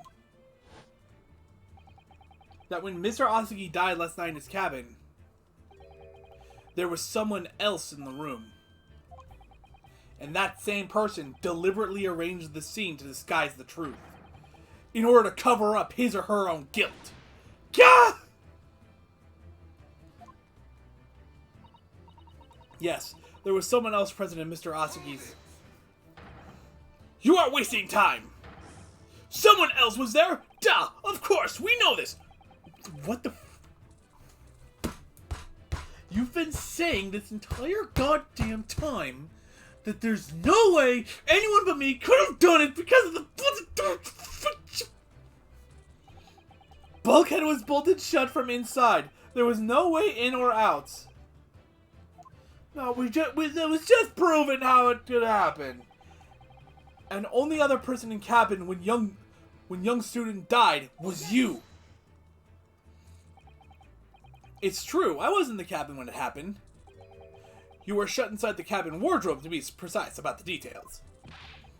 But I don't know Russian. There's no way I would have left that message. Not would have. There's no way you could have left that message, to be precise about the details. Would you mind? Forgive me, my dear fellow. As I was saying, the person in question wrote the word wardrobe in Russian on the floor. In an attempt to incriminate me for the crime, even though I had been asleep in there the entire time. And then, the same person picked up the broken glass bell that had fallen to the floor, for the fear of it becoming evidence that would show how Mr. Asagi really died. But why wouldn't this person have taken all the pieces of the bell away? Leaving half behind was always going to raise questions for that. It was past 1 o'clock in the early hours of the morning. The cabin would have been quite dark. The single small lamp suspended from the ceiling would have barely cast any light onto the floor there. Little wonder then that the culprit failed to notice a fragment of the tiny item. You all suspect me, don't you? Seaman Stroganoff? Nina is a woman of sea. She is daughter of strong sailor. 2 years ago, they noticed her dancing skills and she went away to join ballet company. But before, she was dancer on the ship, a member of ship's band.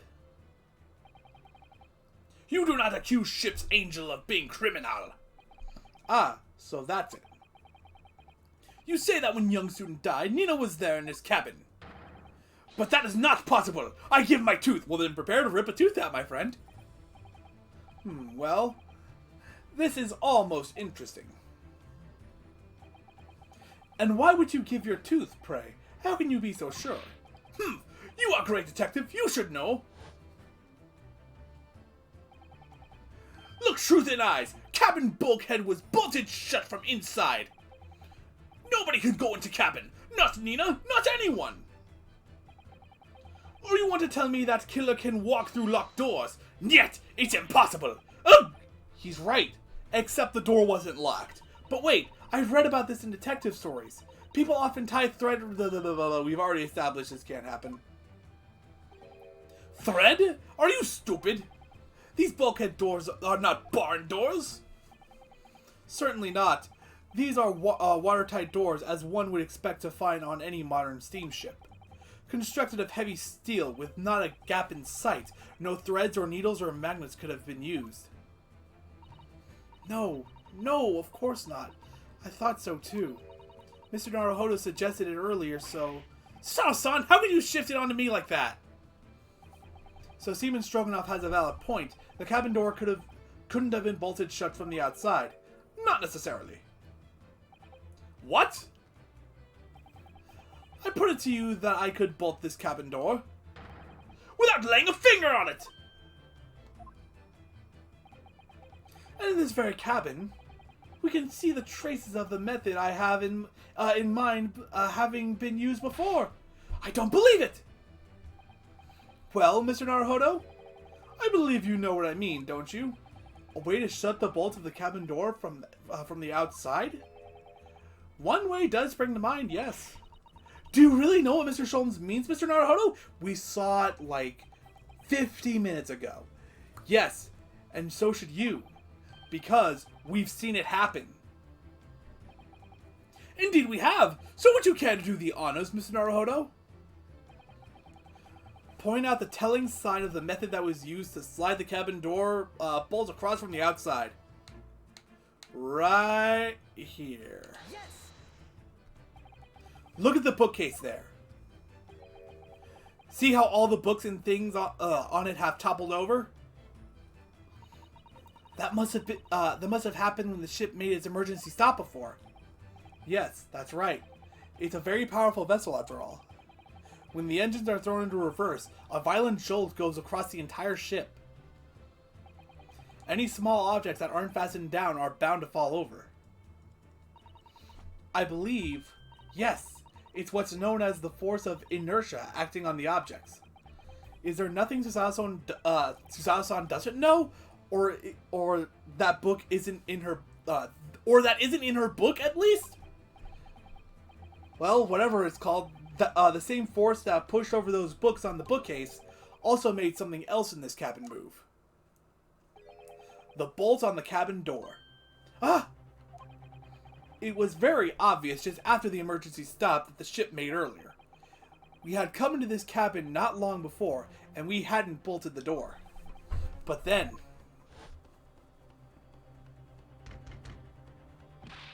Hello? Is anybody in there? Shout if you need assistance!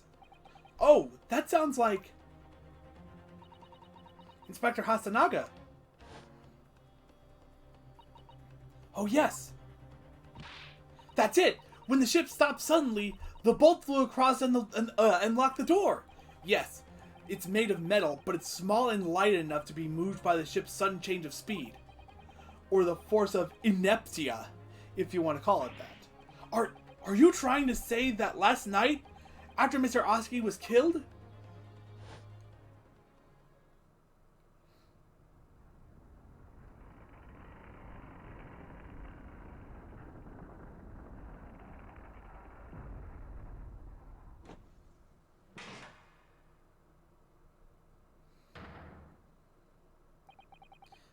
The SS Buria made another emergency stop? When I woke up this morning and looked around the cabin, I thought it looked a little odd. All the books on the shelves had toppled over, and all the ornaments? It was almost as if someone had run their hands across the shelves and deliberately knocked everything over. Oh yes, I remember that. And I stood them all up again, didn't I? And then we came into this cabin. We were surprised to see the same thing in here. All the books and everything had toppled over, just like in Mr. Atsugi's cabin. Oh my! Do you have anything to say about this, Miss Pavlova? Are you out of your mind? You say Buria made emergency stop? It does seem a little far-fetched. How could that possibly have happened? Unless you're saying that the culprit is actually someone from the engine room. Oh, it is simple enough. Are you forgetting the button in the passageway outside? Used to trigger the emergency alarm? Oh yes, of course. There was a notice, wasn't there? Telling you only to press the button in times of emergency?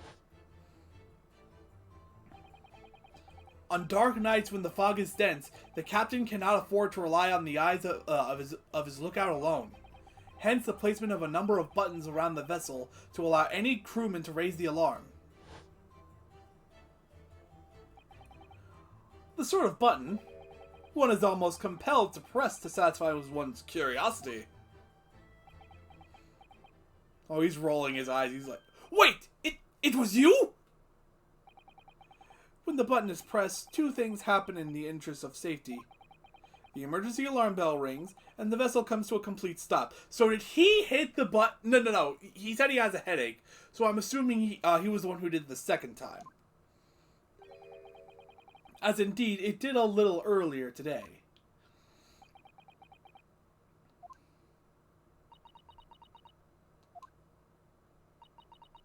Mr. Sholmes, surely it wasn't you who... As I always say, a button has but one purpose in life. To be pressed, whatever the occasion. He sounds almost proud of himself. How dare you mess with ship? I'm reporting to Captain. You are in much trouble now. Now, I'm sure all that can wait until later. Let's not overlook the fact that we have now learned a valuable lesson. When the vessel makes an emergency stop, the bolts on the cabin door slide closed. So, what we must now consider...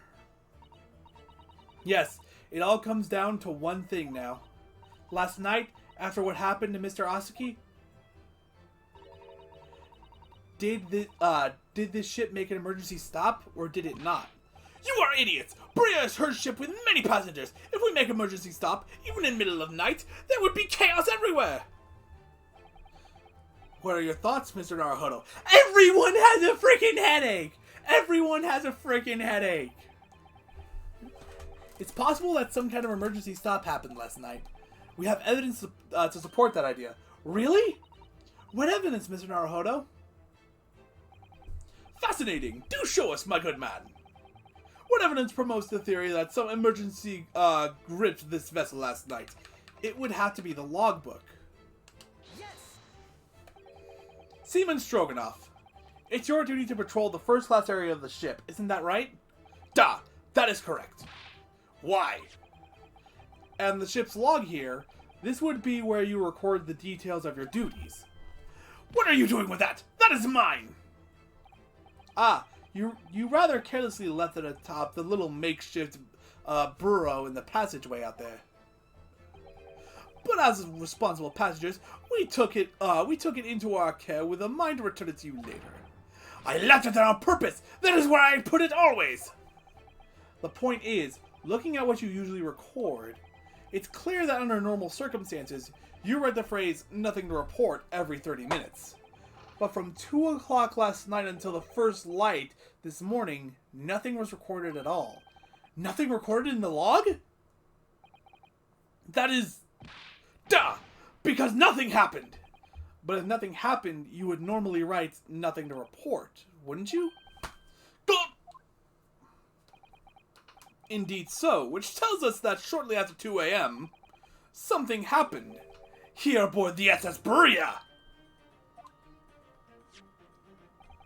Something significantly significant to make you forget to fill in the ship's log, in fact. Are you suggesting that the ship really did make an emergency stop in the middle of the night? Stop talking rubbish!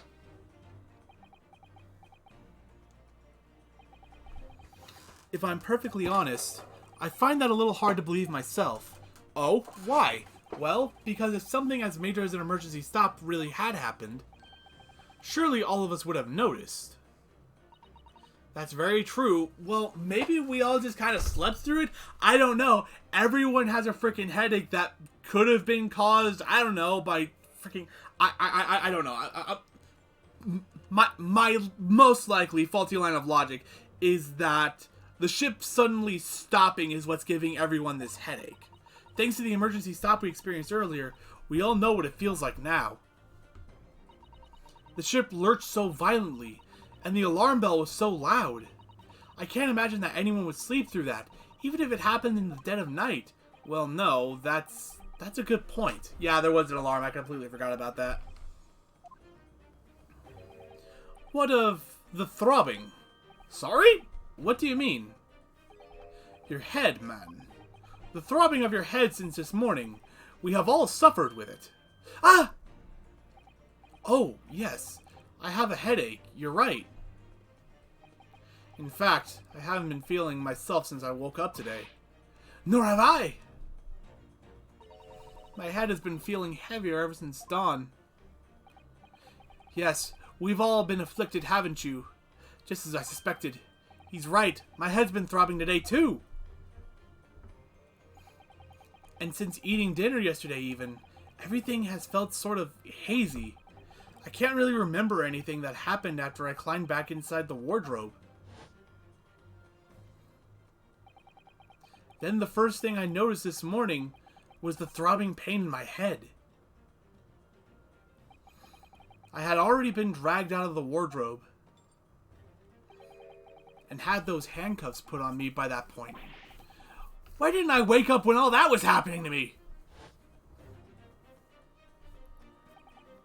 Tell me, Mr. Naruhodo, you boarded this vessel as a stowaway, didn't you? Oh, well, yes, sorry. The stowaway class of accommodation doesn't usually include meals. Why did you survive on? Well, Cosimo looked after me. He was always happy to share his meals. So you enjoyed some of the whole roast chicken dish that was served yesterday evening, I take it? Yes, in fact. I had all of that. Cosimo wasn't fond of chicken. Oh, really? So the victim didn't eat any of the chicken at all? That's right, he didn't touch it. Is that relevant? My dear fellow, does that not strike you? Oh! Mr. Sholmes, Do you mean to say that there was something wrong with the chicken? I do. No, really? Is that really true? The meal prepared for the passengers last night had been tampered with. How do you know this? Tampered with by the addition of sapor. Oh, this is that terrorist dude, isn't it? The revolutionary, yeah. This guy. He did it. Designed to induce a very deep slumber in those who consumed it. A sleeping drug? Do you mean whoever did this laced every meal with a sleeping drug so no one would notice the ship's emergency stop? Mr. Naruhodo, of course that's not what Mr. Sholmes means. What a far-fetched idea. Precisely. Lacing every meal on every passenger on board with a soporific drug would certainly be impossible, unless, that is, every single member of the crew was a conspirator! What? Mr. Sholmes! Well, Seaman? See, I mean, if that's true, then we're all fucked. If that's true, then every person in this room who's not a crewman is fucked. I'm sorry to say that any more deception in this matter will get you nowhere. If you refuse to talk, there would have to be an inquiry made through the shipping company, of course.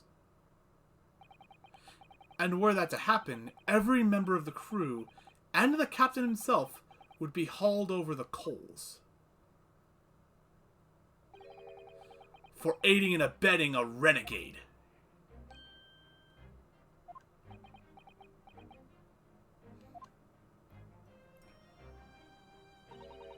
Please, no more. I will tell everything. I cannot make problems like this for everyone anymore. These crewmen are your former comrades, I believe. Yes, so when I decided to run away, I asked them to help me. We all agreed to help, everyone together. She threw away everything. Her fame in the ballet, Mother Russia. We wanted to help our angel. I don't believe it. You are right. We put sleeping drug in chicken last night. Yes, I remember now. I did notice chewing on a lump of something strange and bitter at one point. Duh, we could not make all drug. How do you say, dissolve? Talk about heavy seasoning. At midnight, in waters near Shanghai, we brought our angel on board. She was helped by comrade on shore with small fishing boat. While all the passengers of the SS Boreas slept soundly, thanks to the almost magical effects of the slumber-inducing potion their evening meals had contained. So if that's what happened, the only person awake on the ship last night were the crew, people who disliked chicken, and the newly boarded passenger, Miss Pavlova. And that means it would have been possible for you. You could have used the emergency stop trick to lock Kazuma's cabin door.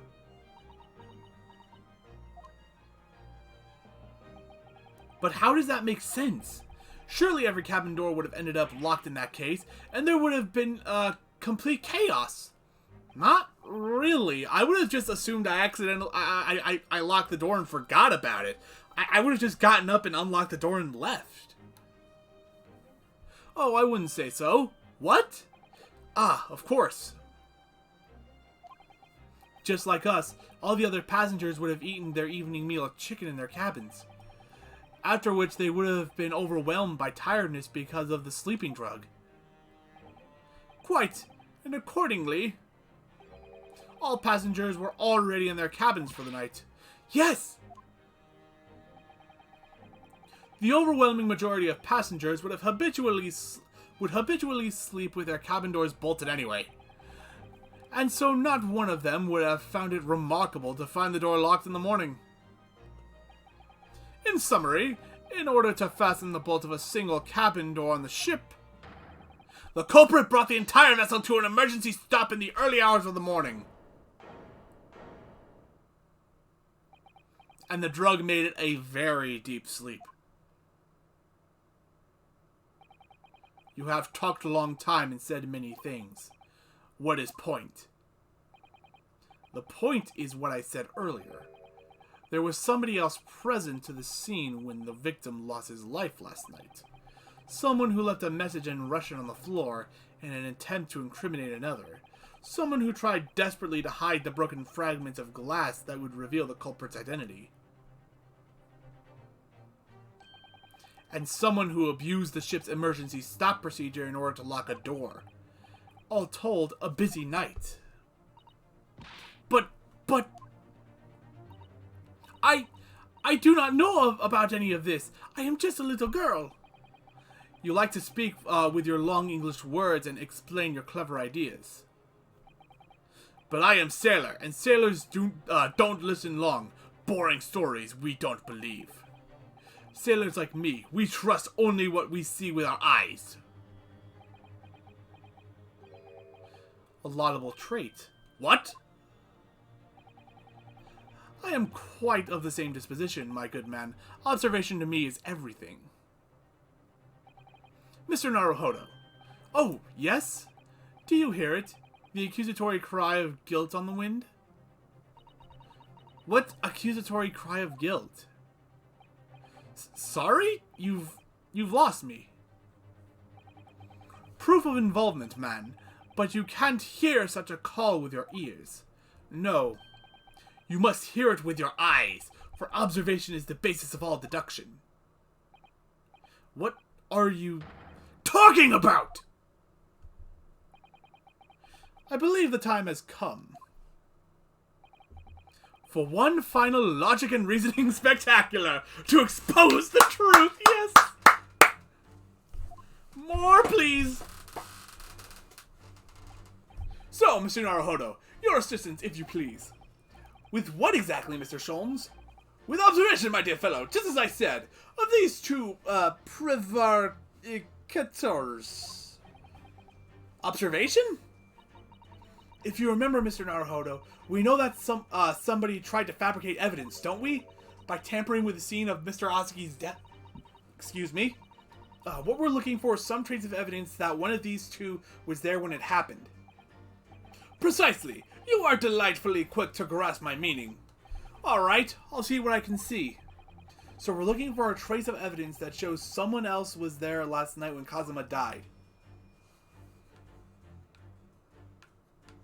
What is this? What the fuck is this?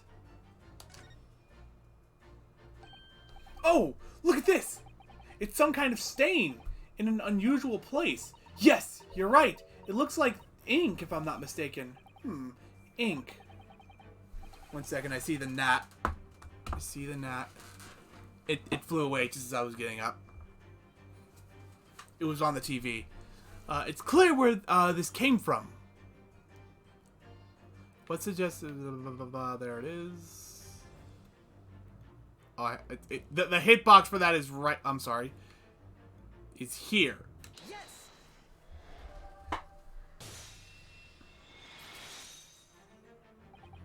Seaman Stroganoff, you seem to have quite a large purple stain on the back of your white uniform there. Eh? Yes, I don't know where the dirt comes from. So nothing in particular comes to mind about the stain? What are you trying to say? It would appear that the significance of this stain has escaped your attention, Seaman. Allow us to make it plain. It's a very large purple stain on the back of Seaman Stroganoff's uniform, and I think what made it is clear. Indeed it is. So, Mr. Naruhodo, present the evidence that proves it. My pleasure. Alright then, the evidence that proves what that stain on the back of Seaman Stroganoff's uniform really is. Let's see, do we have the inkwell itself? Purple ink. I guess that's it. Yes.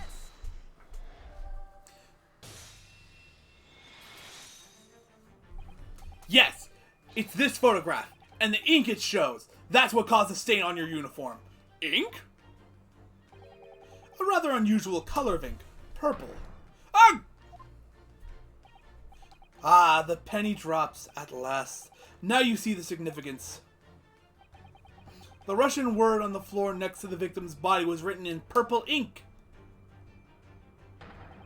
And the stain on the back of your uniform is ink of exactly the same color. If the ink had been dry, it couldn't possibly have stained your uniform in that way. Which means you must have been present in the cabin in the moments immediately after the ink was spilled. Alright, yes. It was me. I did it. Everything. I arranged everything in dead student's cabin to make it look like Wardrobe Man did it. Then I pressed a button to make Berea do emergency stop and bolt cabin door shut. I think he is trying to protect someone. Either the revolutionary or her. I did everything so no one would suspect our angel. Biff, please. Don't worry, Angel. Let me do talking. It was after 1 in the morning. I was on duty, patrolling passageway. Then our angel came to me. She was white like sheet. Biff, please, you must help me. I went with her. The door to the cabin number 1 was open. When I looked inside, I saw student boy on floor.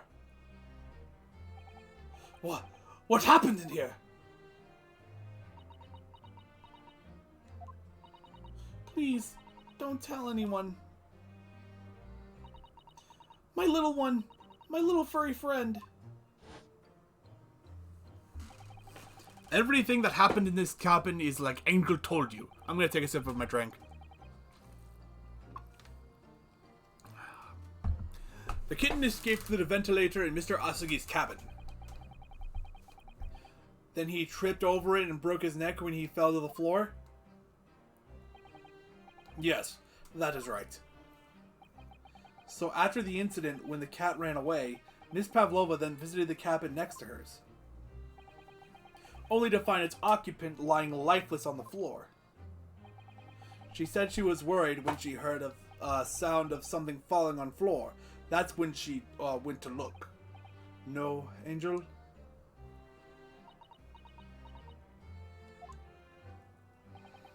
The door was not locked. So she opened to look, and you already know what happened after.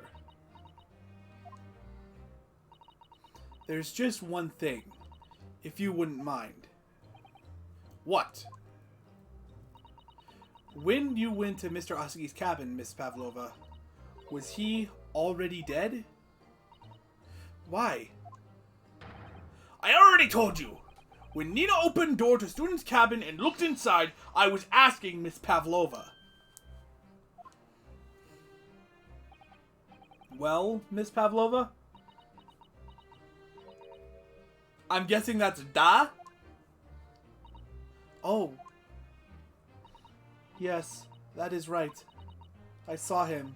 It was dark, and he was wearing black, but he was on the floor, not moving. I was scared.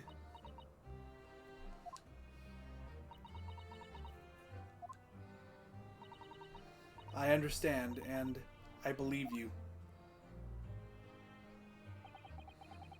So is that finally it now? Have we discovered the real truth about Kazuma's death at last? I don't know. This seems to still be pointing at murder. Ah! Something very nearly slipped my mind. Oh, Mr. Sholmes? This photograph. Yes, I took this myself, you know. The cause of death was a broken neck. Therefore, the victim died instantly. And the unfortunate incident that precipitated these events, a kitten on which the victim stumbled. However, if those are the facts, there is one particular area in this photograph that seems to me somewhat unusual. The fact that he's laying face first. I assume that it's definitely still possible to, like, break your neck falling forward, but I'd imagine it's a lot harder to do that than it is falling backwards. And the slip would also suggest that he fell back. What are your thoughts on the matter, Mr. Naruhodo? Oh, well... If Kazuma tripped and fell, and by some terrible stroke of bad luck broke his neck, which part of this photograph print seems unnatural? I'm gonna pause, because I have no idea where to look for this. Pause and save, because I have no idea. I think it's the fact that he's just all practically face down.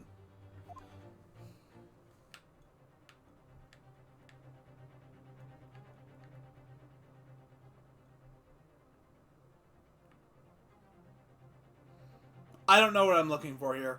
Yes. Yeah, I don't know what I'm looking for here.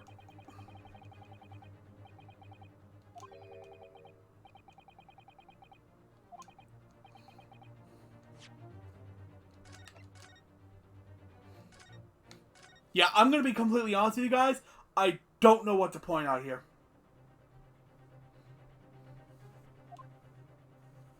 Is it the words again? Yes. This word in Russian clearly wasn't written by Kazuma. So if you're looking for something unnatural, it's that again? Didn't he already say that he framed the scene to make it look like Naruhodo did it? Very true. It is certainly peculiar, but it's not what I meant by unnatural, I'm afraid. That particularly crass detail was orchestrated by the culprit.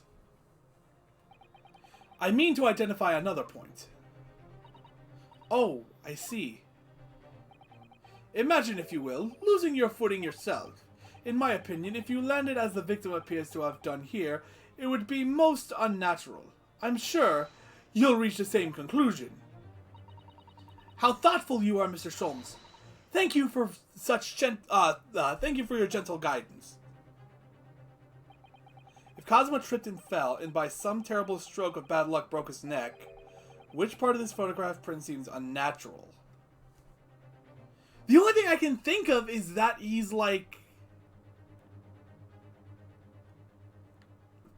is that he's practically face down. But I don't know how I would go about pointing that out. At least not this way.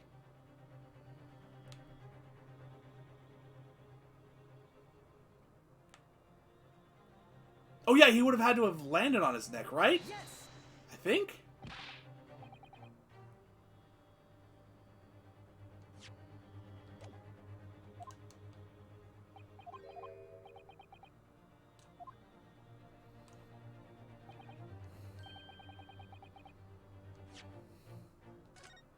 No, I don't want to save. I want to load. I'm not going to lie to you guys. I'm at a loss here.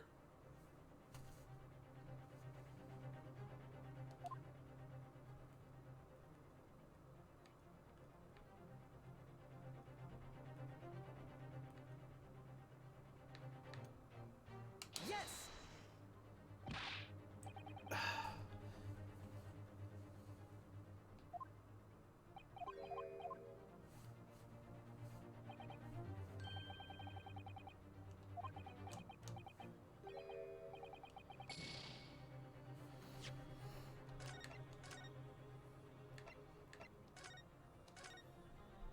I am at a loss here, and I can tell the case is almost over. Which is the only reason I'm still doing this. Is it the hand? Yes. Ah! What do I point to? What do I point to say that he's face down?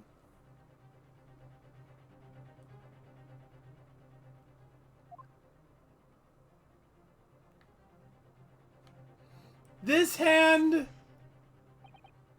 Alright, if he really fell due to an unfortunate accident, then this fist just doesn't seem quite right. The fist?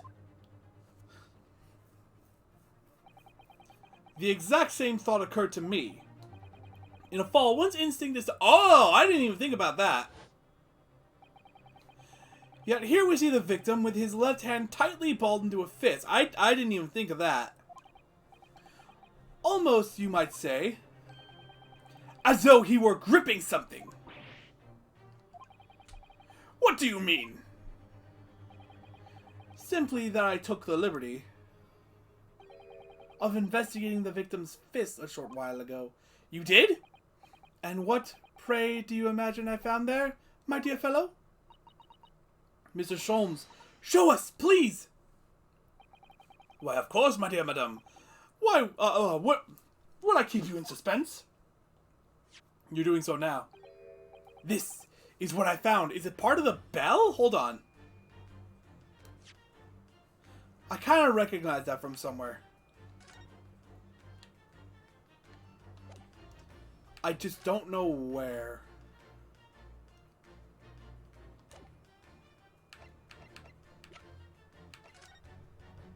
We can't see the inside of the cat's bell. Where the hell do I recognize that?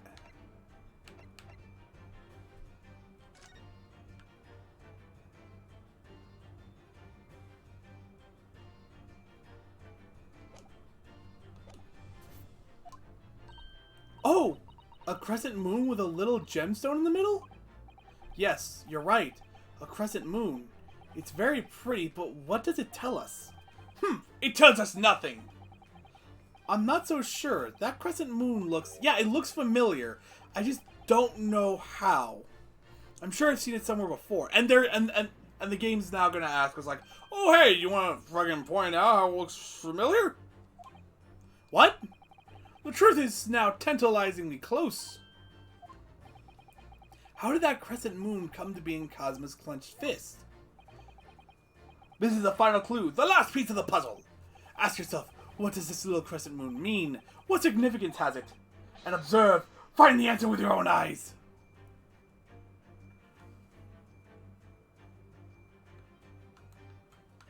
Freaking...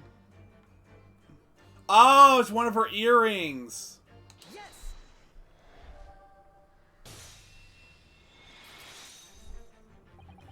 Miss Pavlova, on your ear there. I see you have a crescent moon as well. Ah! What? And on your other ear, there seems to be a crescent moon missing. The little link holding onto it must have broken, I suppose. Now, the missing crescent moon was found in the victim's clenched fist.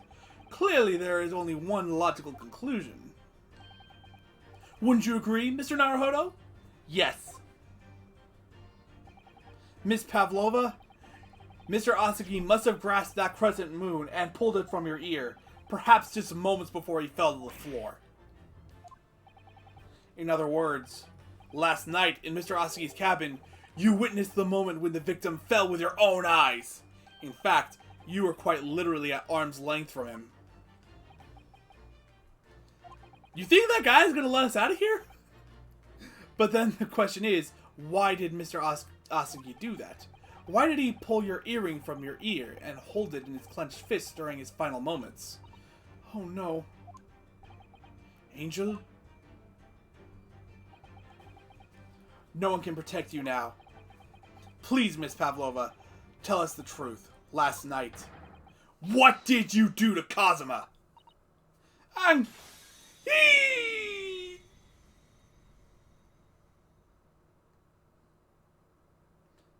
Was that supposed to be "niet" in Russian? Let me check the history.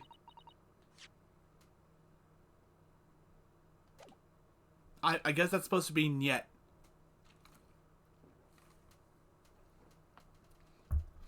When I think about everything that happened yesterday, it was too much. Running away, the fishing boat in the middle of the night, trying to climb onto this huge ship.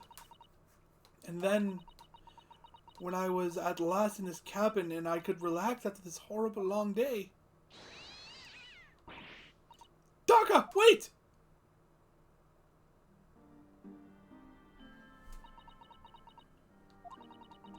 I couldn't believe it when she disappeared through the ventilator. I tried to call her with a little whistle.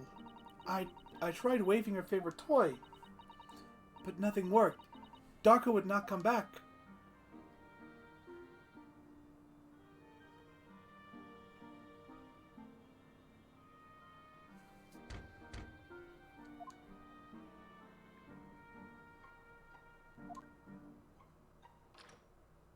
Clunk?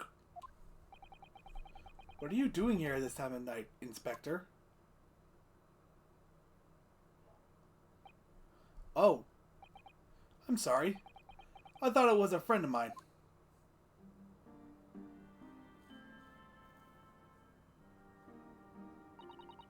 The young man from your country. He was very polite and kind. He helped me to find Darka, and he promised not to tell anyone.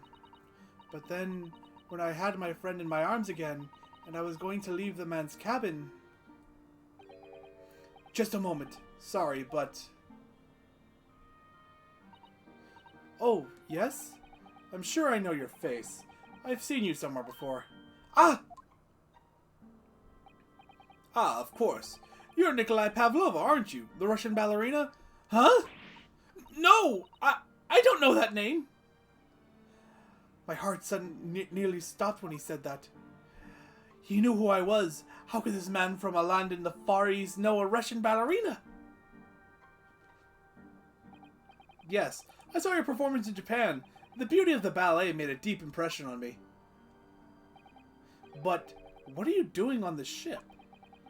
I'm sure I read that your ballet company was performing in Shanghai at the moment. I can't fool him. I have to tell him the truth and hope he doesn't tell anyone. I have no other choice. And did he not? He seems like the kind of person who would. I see. So you've run away. Please, keep my secret. Don't tell anyone. Give me a moment. I could use another opinion here.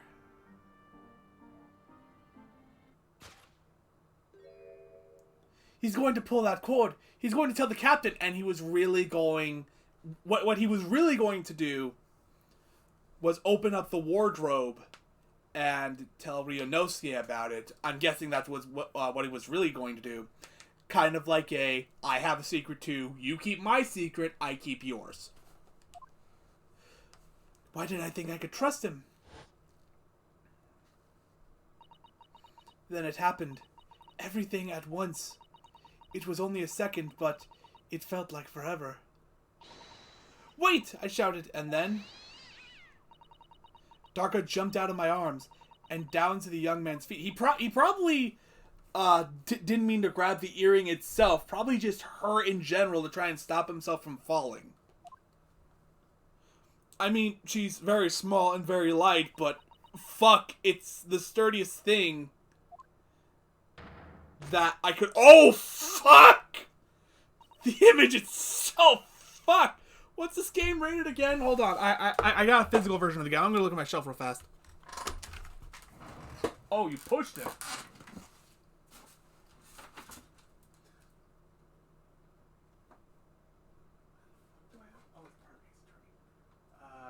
T. T rating.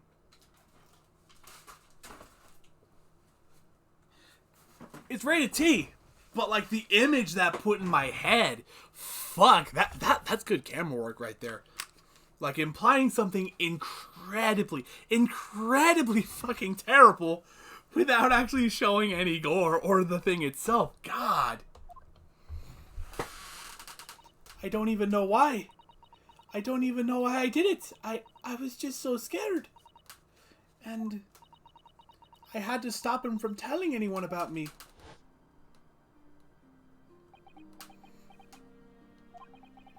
And that's when you went to fetch help from Seaman Stroganoff, who was on duty out in the passageway?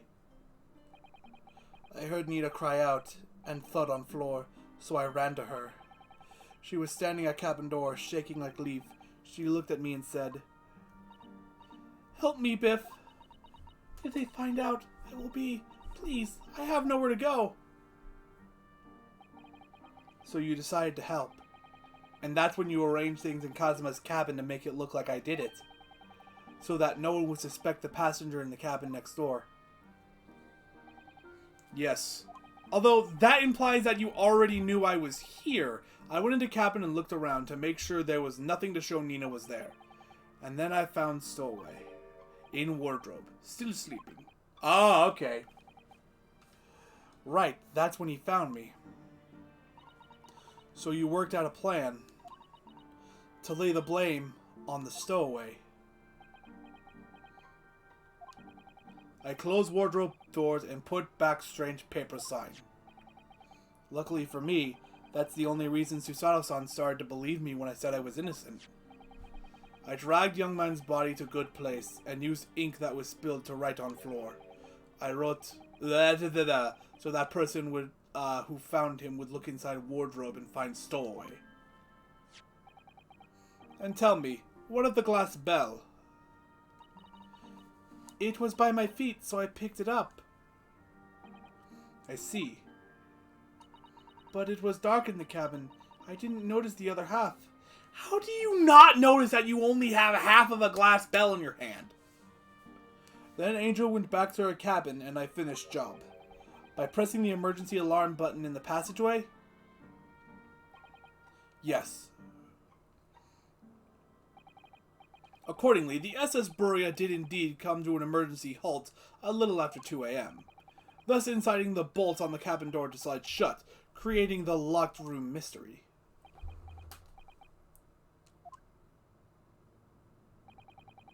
There's still one thing I don't understand, Miss Pavlova. What?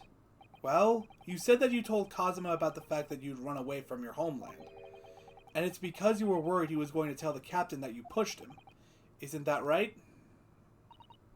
Yes. But even if he had pulled the bell cord and called for the captain of the ship, aren't you friends with every member of the crew? Why would that have been a problem? It was what he said first that made me scared. What he said first? I need a second opinion. What are you doing here this time of night, Inspector? Oh, I'm sorry. I thought it was a friend of mine. Inspector Hasanaga didn't know. He said an inspector was his friend. Ah, yes, meaning me, who was supposed to be acting as his bodyguard. I thought that if police knew about me, they would arrest me. So before he could pull the bell cord,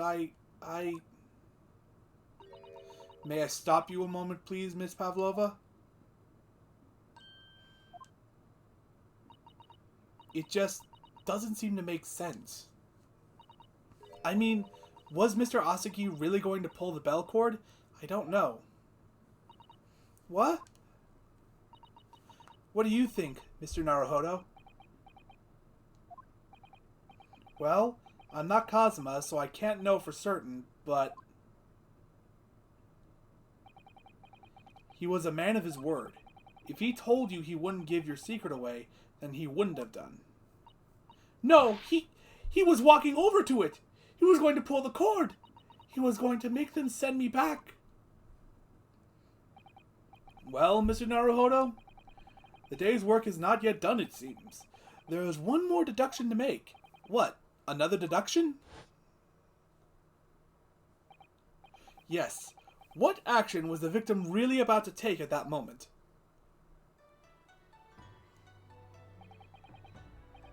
Can we determine whether the young man's gaze was directed?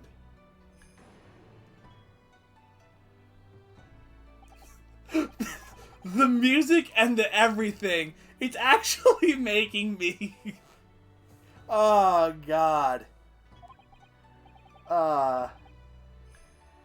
It's making me feel similar to how I felt on Friday night at 10 p.m. If you're a wrestling fan, you know what happened last Friday at 10 p.m. And I'm still very excited about it. But still, I feel similar to how I did then. I remember every detail of that room. I mean, yes, I spent quite a lot of time in that wardrobe. But still, that cabin has been my home for this entire voyage.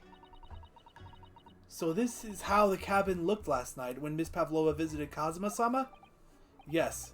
is exactly how it was. Are you ready, Mr. Naruhodo? Yes!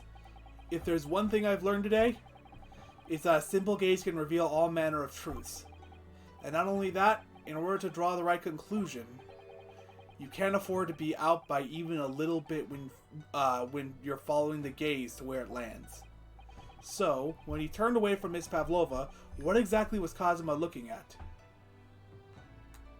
The wardrobe. The wardrobe. My wardrobe. It was in there at the time, of course, sleeping soundly, too soundly.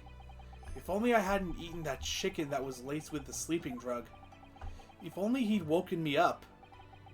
Then maybe this tragedy would never have happened. Take that!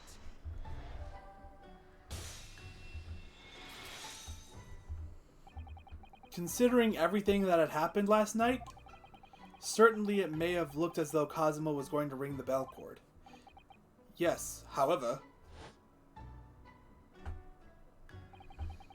what is directly beside the bell cord? The wardrobe. The wardrobe?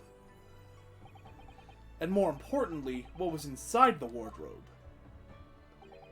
The man's great friend, sleeping soundly. Ah! Miss Pavlova, please, think back very carefully. What were Mr. Asaki's exact words last night? Give me a moment. I could use another opinion here. Another opinion. Yes, but not from a member of the crew. No, Mr. Asagi intended to consult his close friend on the matter. To see if between them, they might be able to help in some way, no doubt. Oh, no!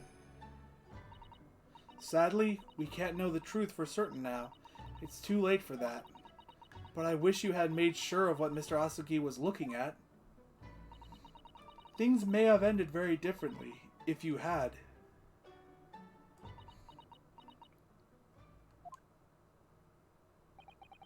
Miss Pavlova? I want to thank you for finally admitting the truth. But unfortunately, the truth is, a man lost his life because of what you did, and that will never change. I hope you'll never forget that. I'm sorry. Really. I'm so sorry. What have I done?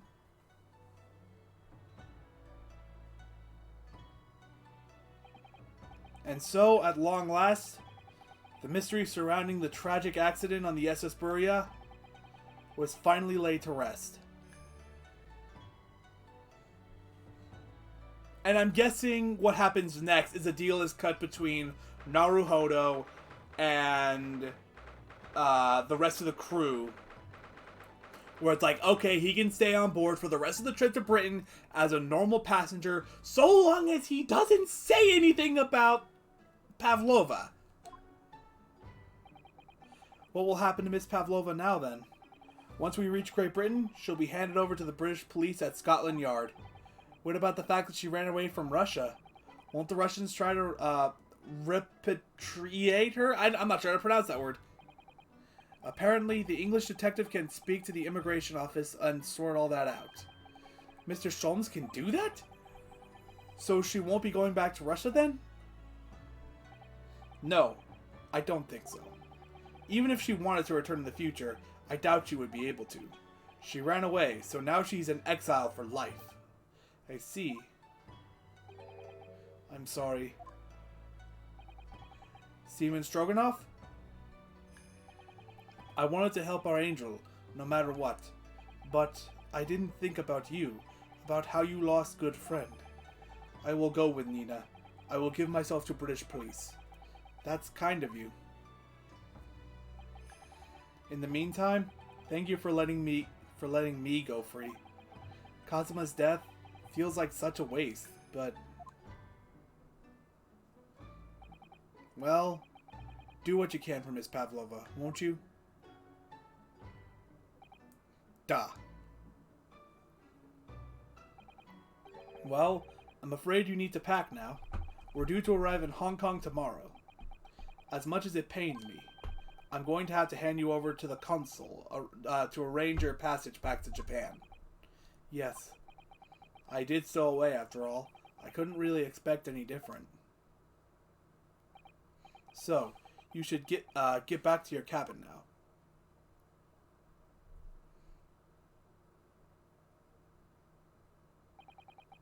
It looks like my study tour to Great Britain is over before it's even begun then. To think that only days ago, Kazuma and I were laughing together about how we'd tear up the streets of London. That seems like a distant memory now. Oh, what's that? Is it someone weeping?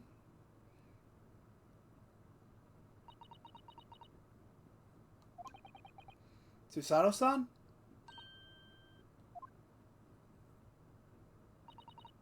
Naruhodo-san, I didn't know you had returned. Oh, well, I haven't been back long. Inspector Hasanaga just told me I should pack. You know, ready to leave the ship tomorrow and all that.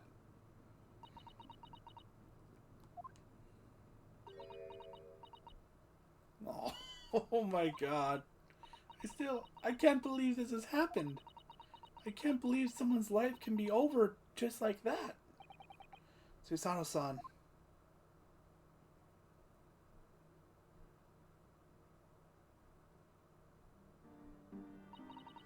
He had such grand ideas for this visit to Great Britain. So many dreams. And now they've been cruelly taken away. Just as he has. I thought I could never forgive the person responsible. But now we know the truth. That it was just an accident. Just a silly series of mishaps. It's too much, Naruhodo-san. It's just too much. Yes, I know. I wish there was something I could say. Inspector! My duty was to see Azuki-san safely to Great Britain. But I failed, and caused his two closest friends great pain and suffering as a result. I've let everyone down. And I will do anything to make up for my terrible blunder. Nobody blames you, Inspector. What? Huh?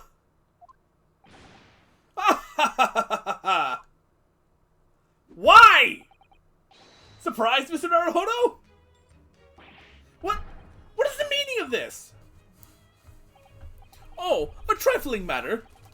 Simply that in my head, I shall always picture you wearing those shackles. Without them, the balance seems all wrong. It's distracting. Sorry? So I decided to restore them for all time's sake, shall we say. You are a stowaway after all. He thinks this is funny?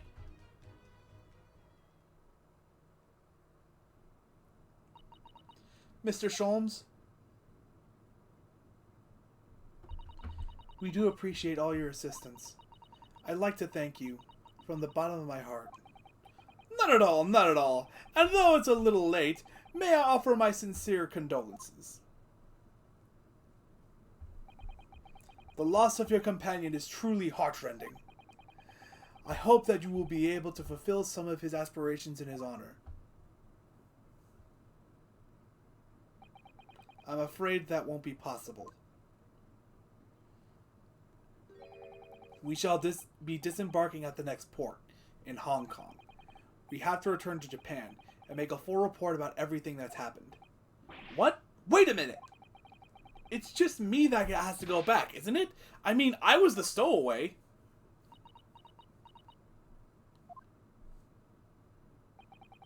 The terms of this study tour were negotiated by the Department of Justice in both Great Britain and Japan. It was to be one lawyer and one assistant. Was to be? In the light of Mr. Azuki's unfortunate death, I'm afraid the study tour can no longer go ahead. Oh no, I don't care for me, but... Poor Susato-san. My dear fellows, the majority of problems have an extremely simple solution, you know. All you require is one lawyer, and the study tour can continue, surely. But there is no one else with the necessary qualifications, Mr. Sholm. We know of no other lawyer. Qualifications, you say? Any qualifications obtained in your own country will be of little value in Great Britain, I'm afraid. Oh, but anyway, the voyage to London still promises a good month of time. Ample opportunity, I would say, to find yourself another suitable lawyer. Yes. Mr. Sato? Yes? Do you think perhaps I might be able to do it? Ah! But you're not a lawyer, Mr. Naruhodo. Oh, unless... Are you studying law? No, I'm not, but... I'm sorry. In that case, I don't think there's even a chance it could work. But as I said, there's still more than a month before we reach England's shores. Isn't that right, Mr. Naruhodo? Yes, I have a month in which to study, to learn what I must to become a lawyer in Great Britain.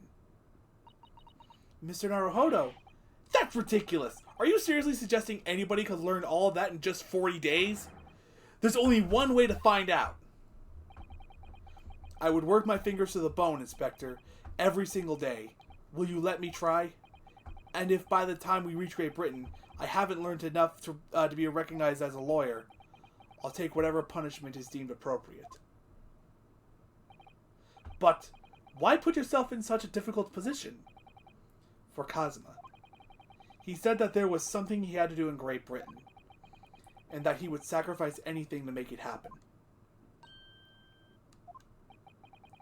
He was passionate about it. I can't let all that passion just come to nothing. And anyway, it's for my own benefit too.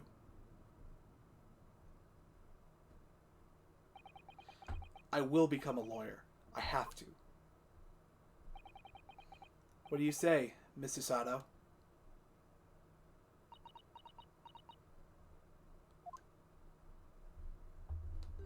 Aw. I think it's a wonderful idea. Thank you. So, what does our bespectacled inspector say? Are you serious? One lawyer and one assistant. The numbers are indisputable. No, no, no! It's madness! Yet fascinating, wouldn't you agree? Fascinating? Duty and rules are the dull routine of existence that we all abhor. Give us interest, give us fascination. Speak for yourself. Besides, qualifications are no measure of a man. What matters is his character, no? And you've witnessed ample evidence of this man's exemplary character today with your own eyes. From the early hours of this morning until this very moment now. Despite contending with the passing of his close companion, and despite the accusation of guilt, this man has shown resourcefulness and intelligence, and above all, courage.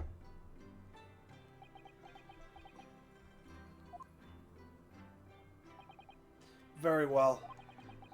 I'll think of a clever way to word my report to the Department of Justice. Inspector! After all, I did just make a promise, didn't I? I said that I'd do anything at all to make up for my shortcomings here. Oh, thank you, Inspector! If you'll excuse me, I must pay a visit to the captain's quarters, I think. I need to discuss what to do next, and how best to make my report.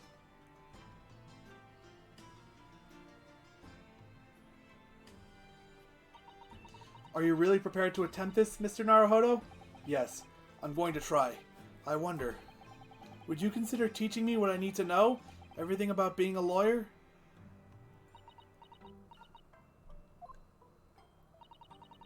I would be delighted to help you. I am a judicial assistant after all. Thank you. And, Mr. Naruhodo? I'd like you to take charge of this. What? Me? Are you sure? I'm sure it's what Kazuma-sama would have wanted. Its name is Karuma. It's a great sword that's been in the Asagi clan for generations. Very well. I accept. I'll treasure it, always.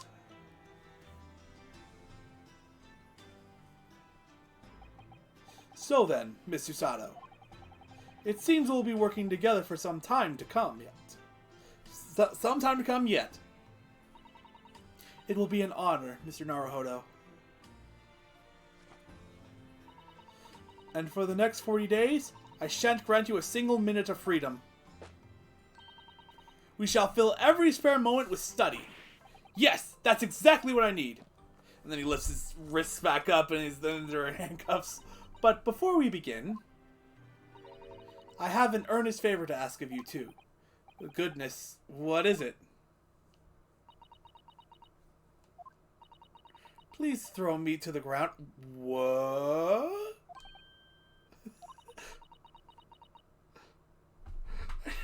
Never have doubted you. Kazuma-sama's closest friend. Of course you would never have done anything to hurt him. That should have been obvious to me from the start.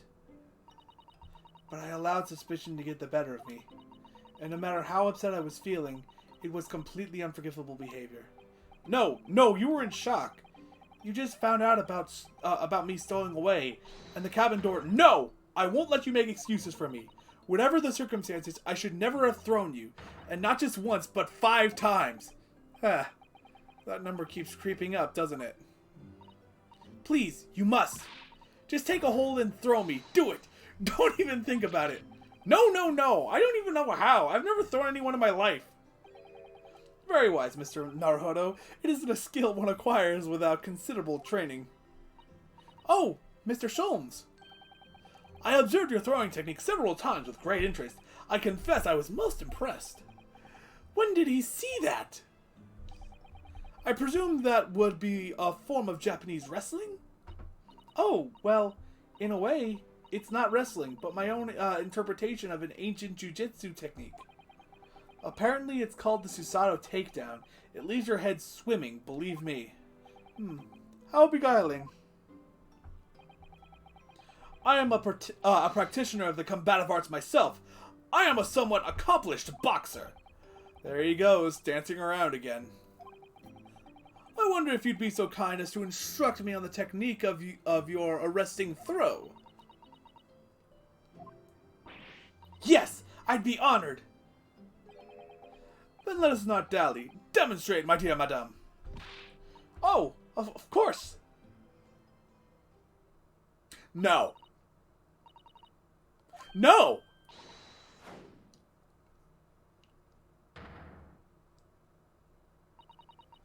As you can see, you throw from the abdomen. Oh yes, arresting indeed. And that is what you term the Susato takedown, is it? Actually, no. That was a Susato squash.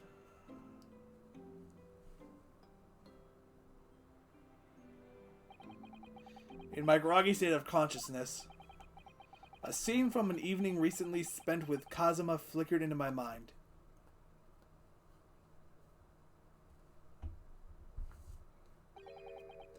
Karuma. I'm sorry, Karuma? That's right.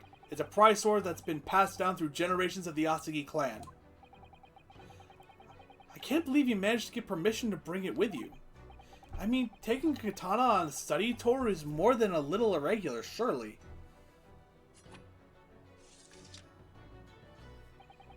A Japanese man's sword is his soul, Ryunosuke. I can't be parted from my katana.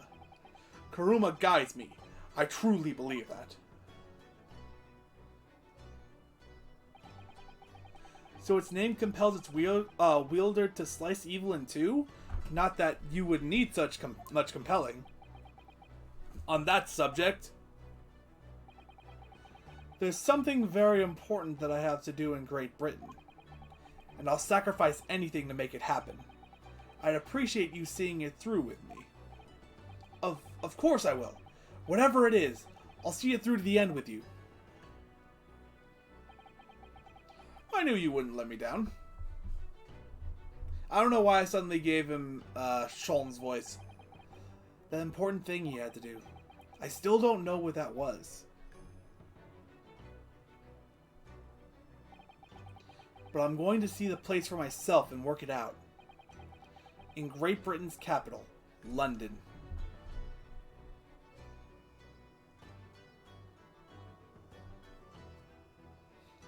End. All right. Okay. I need to make myself some food and go to sleep so I can be ready for work tomorrow. Okay. So, in the next part, I guess we finally arrive in London. But that stream is going to be happening next week at 7 p.m. Eastern Standard Time. In between now and then, on Friday, not Saturday this time, Friday at 7 p.m., I am going to be playing a couple hours of Mass Effect 2 via the Legendary Edition on PS4. But until then, I will see you guys later. Stream and recording.